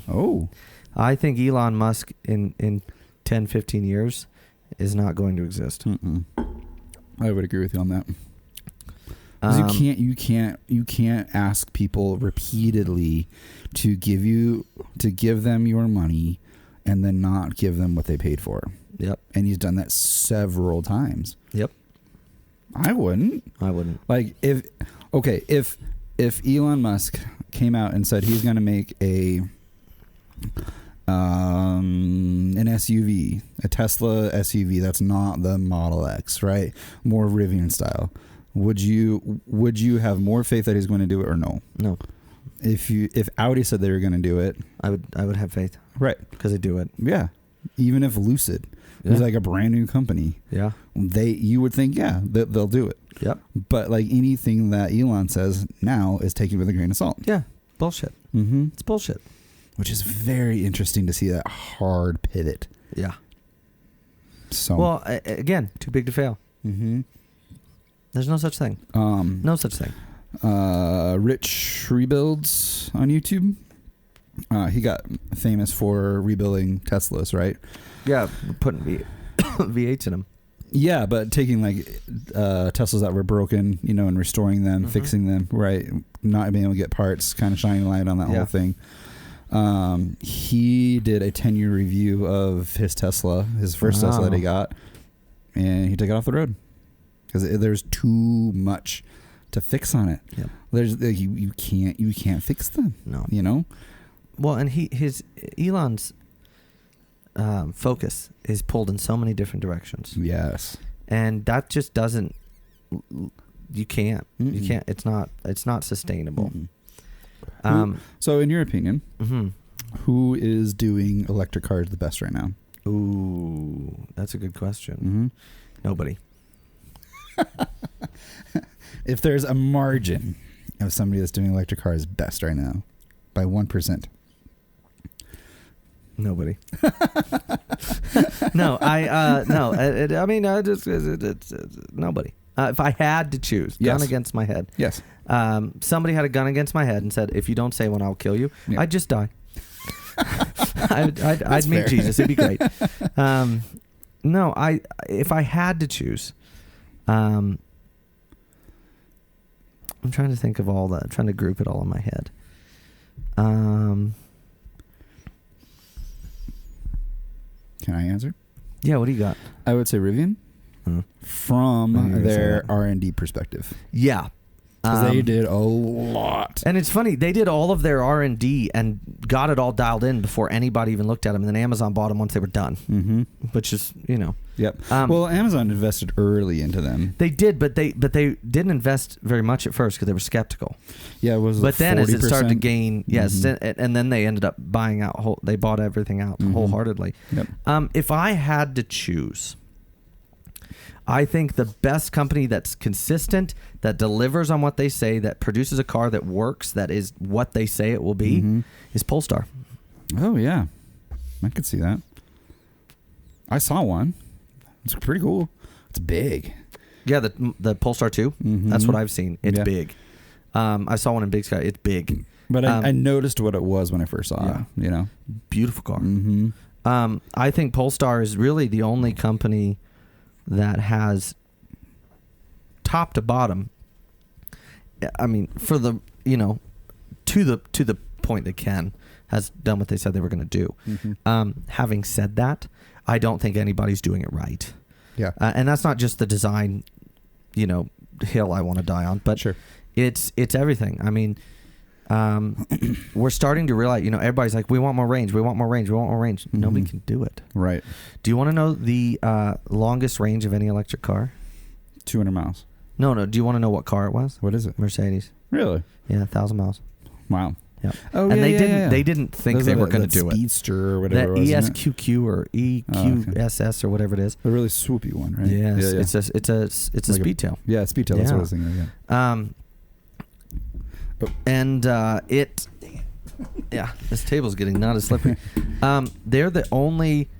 I mean, they did it like the frickin' engineers of the car were like, man, we didn't know it was going to go that way, Yeah. But still, this one car. Mm-hmm. Polestar is the only company that said, these are the cars that we want to build, and they're going to work this way, and we know that because we built them. Right. And you can buy one. Yes. And you can get parts for it, Mm-hmm. and it will not break down as much. Right. But I think that I think what's going to change the design game, I just thought of this. Mm-hmm. What's going to push it over the edge is when a supercar company or a performance car company gets in the electric game.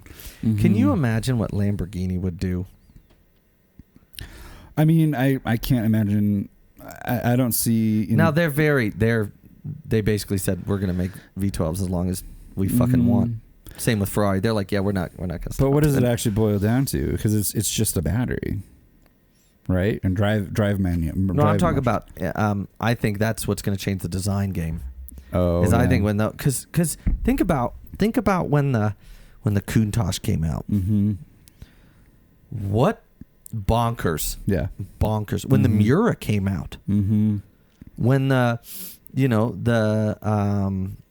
Testarossa came out. The Urus. The Urus, that was bonkers. Mm-hmm. I thought strong when stuff. when I heard the Urus was coming out and I saw a picture, I actually thought it was a joke. Yeah, I laughed, and then they made it, and I was like, oh. And I actually have come to really like that's a big fucking car. And now every other company is trying to follow in there what they started. Ferrari now has one. Yeah, and they said they'd never do one, and I like it. Oh. It's got suicide doors. That does. So is Rolls Royce Phantom. I don't want one. Yeah, that's true. But it looks better than I thought it would. Yeah, I'll say absolutely. But Aston Martin has one. Jag. Yep. The Corvette is going to turn into an SUV. Probably. It is. No. Yep. Yep.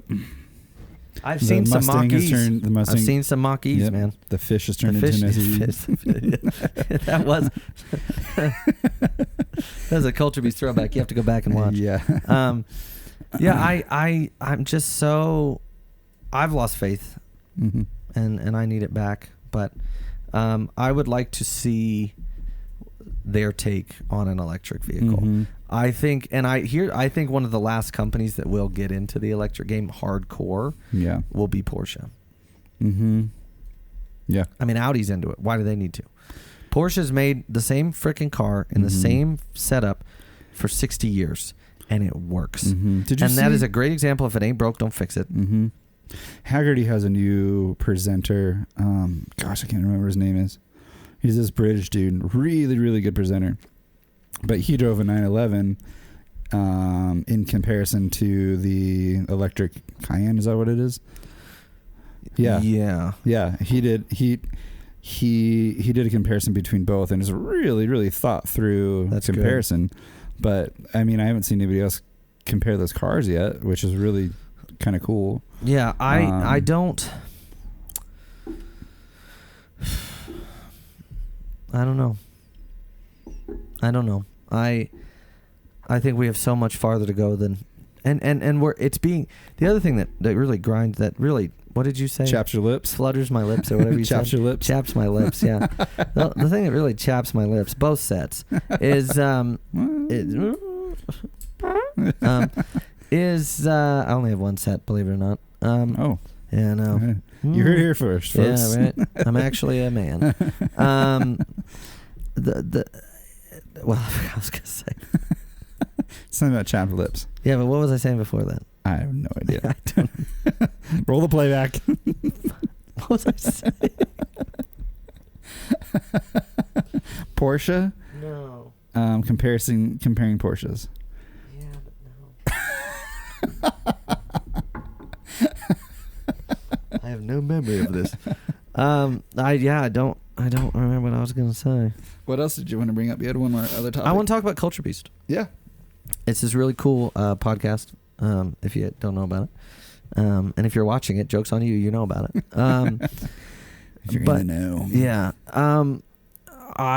We've talked at length about kind of the direction and where we go from here, and I want to we'll end on this, I guess, but I want to clue in some people, our viewers, and Culture Beast is going to be the same great conversation that you tune in for, the ridiculousness, but I think we're going to pivot a bit on certain things, different setups. We are going to start doing some events, some trips, some things like that. But also guests, because we are not the only two points of view, right. And I love getting to know people's points of view. Exactly. And yeah, like Tyler's a really good example of that, because he's more like diehard. He likes a lot of the stuff we like, but again, on opposite ends of the spectrum that we are, which is why this works. Right. And and he brings things that we don't like. That one time TJ Montgomery, the owner of the Timberline Lounge, was on, we talked about tactical shit and guns and stuff, and it was like that was such a different cool perspective. But it is it will I think I can speak for both of us when I say it will remain largely a car culture, but also it is a culture. So we will be doing we're going to just be changing up a little bit, and there's going to be more content throughout weeks and cool stuff. Toyed with the idea of doing like a Monday, Friday kind of like news thing, something that's kind of like you're looking forward to.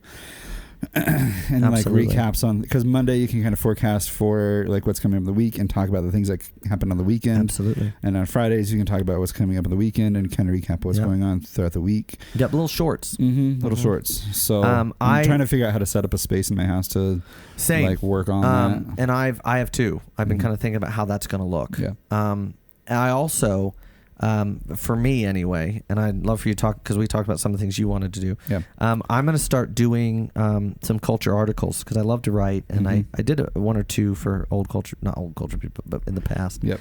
And I want to start. I want to start writing some kind of just opinion-based culture articles. I've been thinking like starting like a blog, you know, and like having Culture Beast be kind of a blog, and that would be something that you would be really good with running on, you know, like writing stuff for the blog. Yeah, I think it's a great idea. I'm not much of a blogger or writer. You know, sometimes I'll get an idea to write something, but that could be something that you could just really just hone into and do. Yeah. And you know, Culture Beast is hard to do, because you know we have two busy lives. We live in 2 hours away from each other. Yep. It's not always ideal for us to meet up and hang the weather out here is not always great. Yeah, and you know sometimes you get work stuff that happens, or there's a race weekend, or there's just things that come up that we just can't plan for. You know. So I think having those kind of like fill in things would be, not only like good for Culture Beast and for the people that listen, but also from, for us consistency, but for you and I, as people of wanting to share what we love with people more consistently, you know? I completely agree. And we're really excited, for the people that have been on this journey with us. But it is, Culture Beast has always been this kind of idea, it's podcasts, and then we've always wanted to do more and this and that, and we just need to do it. Yeah. Something that I don't know, I will be there. I'd love for you to be there too and have both of us there. But in June, Barrett Jackson in Vegas. Oh yeah, I'm going. Fun. Yeah. And I'm going to chronicleize it for Culture Beast. But doing things like we're going to do and I'm making this a thing. In the next 2 years, we will do our Peterson Mecca. Yes. Our pilgrimage, as I call it. It is. We are going to get a fun car, drive to LA, and go to the Peterson and showcase the car culture there. That sounds, yes. Yeah. We've talked about it for a long time. And we need to just do it. And that's just it. And I've learned that, throughout my life and where I'm at now, I learned intentionality from you. And it took a while, but it's become an everyday practice. of things. Like my house is a great example. Mm-hmm. Like I wanted it to feel like a home, and I worked really hard Mm-hmm. to do that. And like we talked about last night, like where I was, like when I was 24, 25, I was sleeping in your basement. Yeah. And I was a schmuck. and now there's so much growth. Mm-hmm. And even in like both of us, there's been so much growth. Yeah. Minus the schmuck part. You've always been pretty okay. But it's like to reflect on that and to be grateful for that. And Mm-hmm. the intentionality is something I'm very grateful for. Yeah. You're doing great. That I learned from you. Mm-hmm. And I'm very protective, but also very thankful for that. Yeah. My bar is a great example. Yeah. It's very intentional, and I'm curating it, and my, my audio visual setup in my living room. So I want to apply that also more to Culture Beast because I love Culture Beast. Absolutely. I love doing it, and I want it to grow and expand. And the only way to do that is to be intentional and consistent. We'll work on it. So, yeah, absolutely. Yeah, we're gonna do our best, and that's all we can ask. Mm-hmm. And figuring out, and for me, like I've invested so heavily into things that haven't worked, and that's been really hard for me to, invest in something again, and with Zip Tie Club and Sideways Saturdays and La Dolce and things that I've just poured myself into, Zip Tie Club, I think, doesn't belong in that list. Because Zip Tie Club did work. Yeah, Zip Tie Club was really great, but it was a lot for you to do yourself and a big investment. Mm-hmm. And maybe in a few years here, maybe Culture Beast will do a Zip Tie Club, or something else like it. That because then I've said this before, and I'm going to embarrass you on camera and audio, but you are not alone. Yeah. And I went through this thing called a legacy guide. I want to touch on this real quick. Yeah. This guy named Brian Van Epps, and it was the most life altering thing I've done in the last. And how much I've changed and everything that's happened to me. It was the most life altering. Yeah, I did actually. And we're going to talk more about it actually because I have some things I want to say to you. Yeah. And actually, I'm going to do it right now on the podcast. Okay. Part of the legacy guide, it basically goes through what brought me to everything that made me who I am, and it goes off of this. This assessment that's more about productivity called the working genius. And I am a wondering enabler. And what that means is I'm very, I like to wonder about things and learn and all that. But, and at the end of this legacy guide, you get a legacy statement. And the first, you build one. And the first sentence of that is, how can I help? Ooh. And that is something I've realized that I'm I get so much fulfillment from helping people, whether they need it or not. And in this whole thing, so that I would want to be a secondary, here you say, here's the vision, here's what I want, and I go, okay, I can make that happen. Yeah. Because there's other parts of the working genius that are the creatives, that are the, they're the leaders, they're the creatives, they're the and then there's the helpers who and the enablers who make it happen. Facilitators. Yes. Yeah. Well, that's also another one. I'm not one of those, but part of this whole thing is what brought you here, and there are these people that got you to your legacy. Yeah. And you were one of those people. Nice. And I don't know if I've ever said thank you for what you did for me. And I told them last night, you saved my life. Yeah. And I would not be here today in the capacity that I am and the person I am if Paul Aspen didn't exist. Well, thanks, man. That means a lot. It's I treasure it so much. That means a lot. That means a lot because, I kind of waver through my life thinking man, do I really make an impact? Do I really have an impact on people's lives? You know? Have. Yeah. And I know I'm not the only person that thinks that, but for me, I mean, you put me on the path of my second chance, and it took me a minute to gain traction, and by a minute I mean several years. Yeah. But at this point in my life, I have not squandered that. Mm-mm. You're thriving right now, and it's so good to see. It took a lot of work. A lot of grace. But a lot of more grace than I thought the world possessed. Yeah. I mean that. Yeah. And it's now to the point where I'm able to do that for others. Mm-hmm. And that's because of you. Thanks. So on that note, I want Culture Beast to be a part of that legacy, Mm-hmm. and my legacy, because it's become very important to me. Yeah. And so that is what I want for the future of Culture Beast. Yeah, absolutely.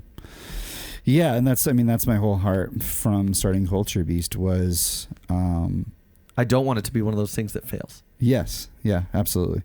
And my heart behind starting Culture Beast, pre you getting into it, was helping people get out of their ruts, helping people see the world in a more full and vibrant way, because we get, especially as car enthusiasts, we get stuck into like one thing, we don't have anybody to come jostle us out of that rut, and so where like you and I are really strong as friends and as individuals, we see the world in a completely different perspective, where we like fashion, we like cigars, we like alcohol, we like coffee, we like muscle cars or hot rods, or we like all the same things. But we're just exactly complete, and that's how I explain it to people. It's completely different. And I like Sandy, who was here last night. I told her, I said, we're and completely different.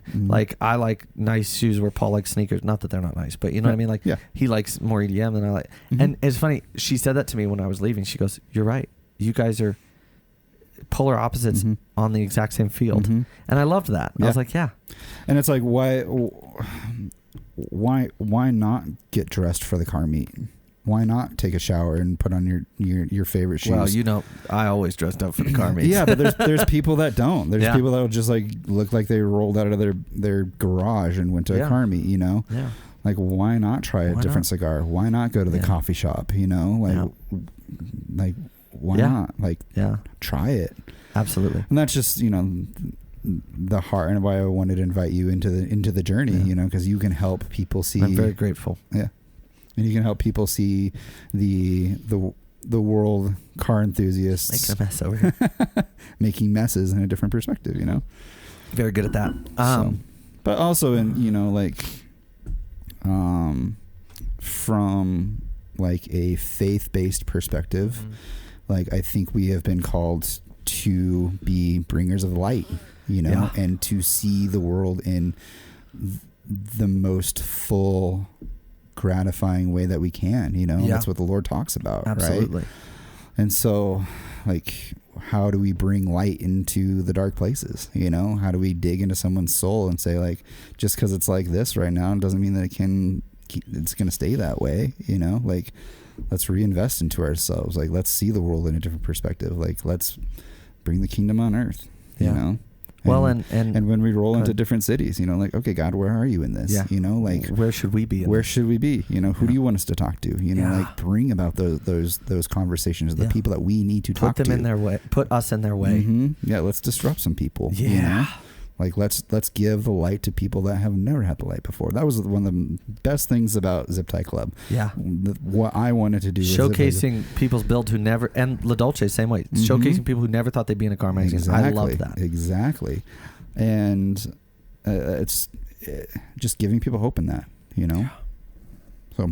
You, and I learned all of that from you. Thanks. I've never, and I know you hate this, but when I describe you to people, I say he's the best of us. And I mean it. Thanks. I've never seen somebody love people so genuinely and so authentically. Well, thank you. And it's so annoying.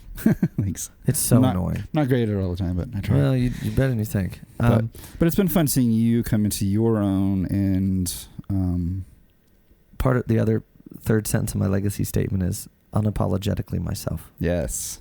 And that's exactly the he was something that I know, and like yesterday with the tiramisu, like, you just loved sharing tiramisu with these people, And like that brought you so much joy in 15 minutes. It did. It did bring me a lot of joy. And it's your joy that translated onto other people in this space that brought them joy as well. Yeah. You know, you're just doing your thing, sharing food and bringing joy in other people's lives. It's just an outpouring of the person who you are, you know? Yeah. And that's what I want Culture Beast to be, is like, who are we? Who has God created us to be? And how can we like love people into having joyful moments? Yes. You know, putting on an outfit that you walk out and you're like, I feel real good. You know, the day can be complete crap, but I feel real good, you know?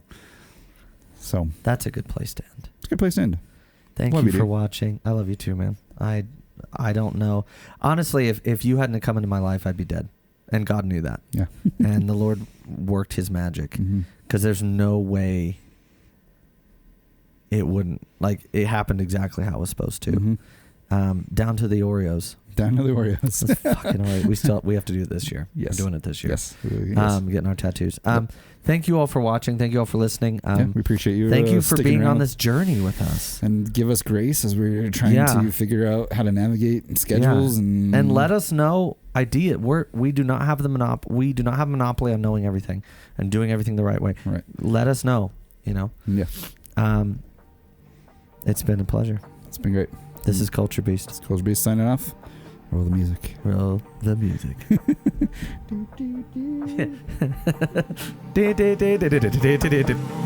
could think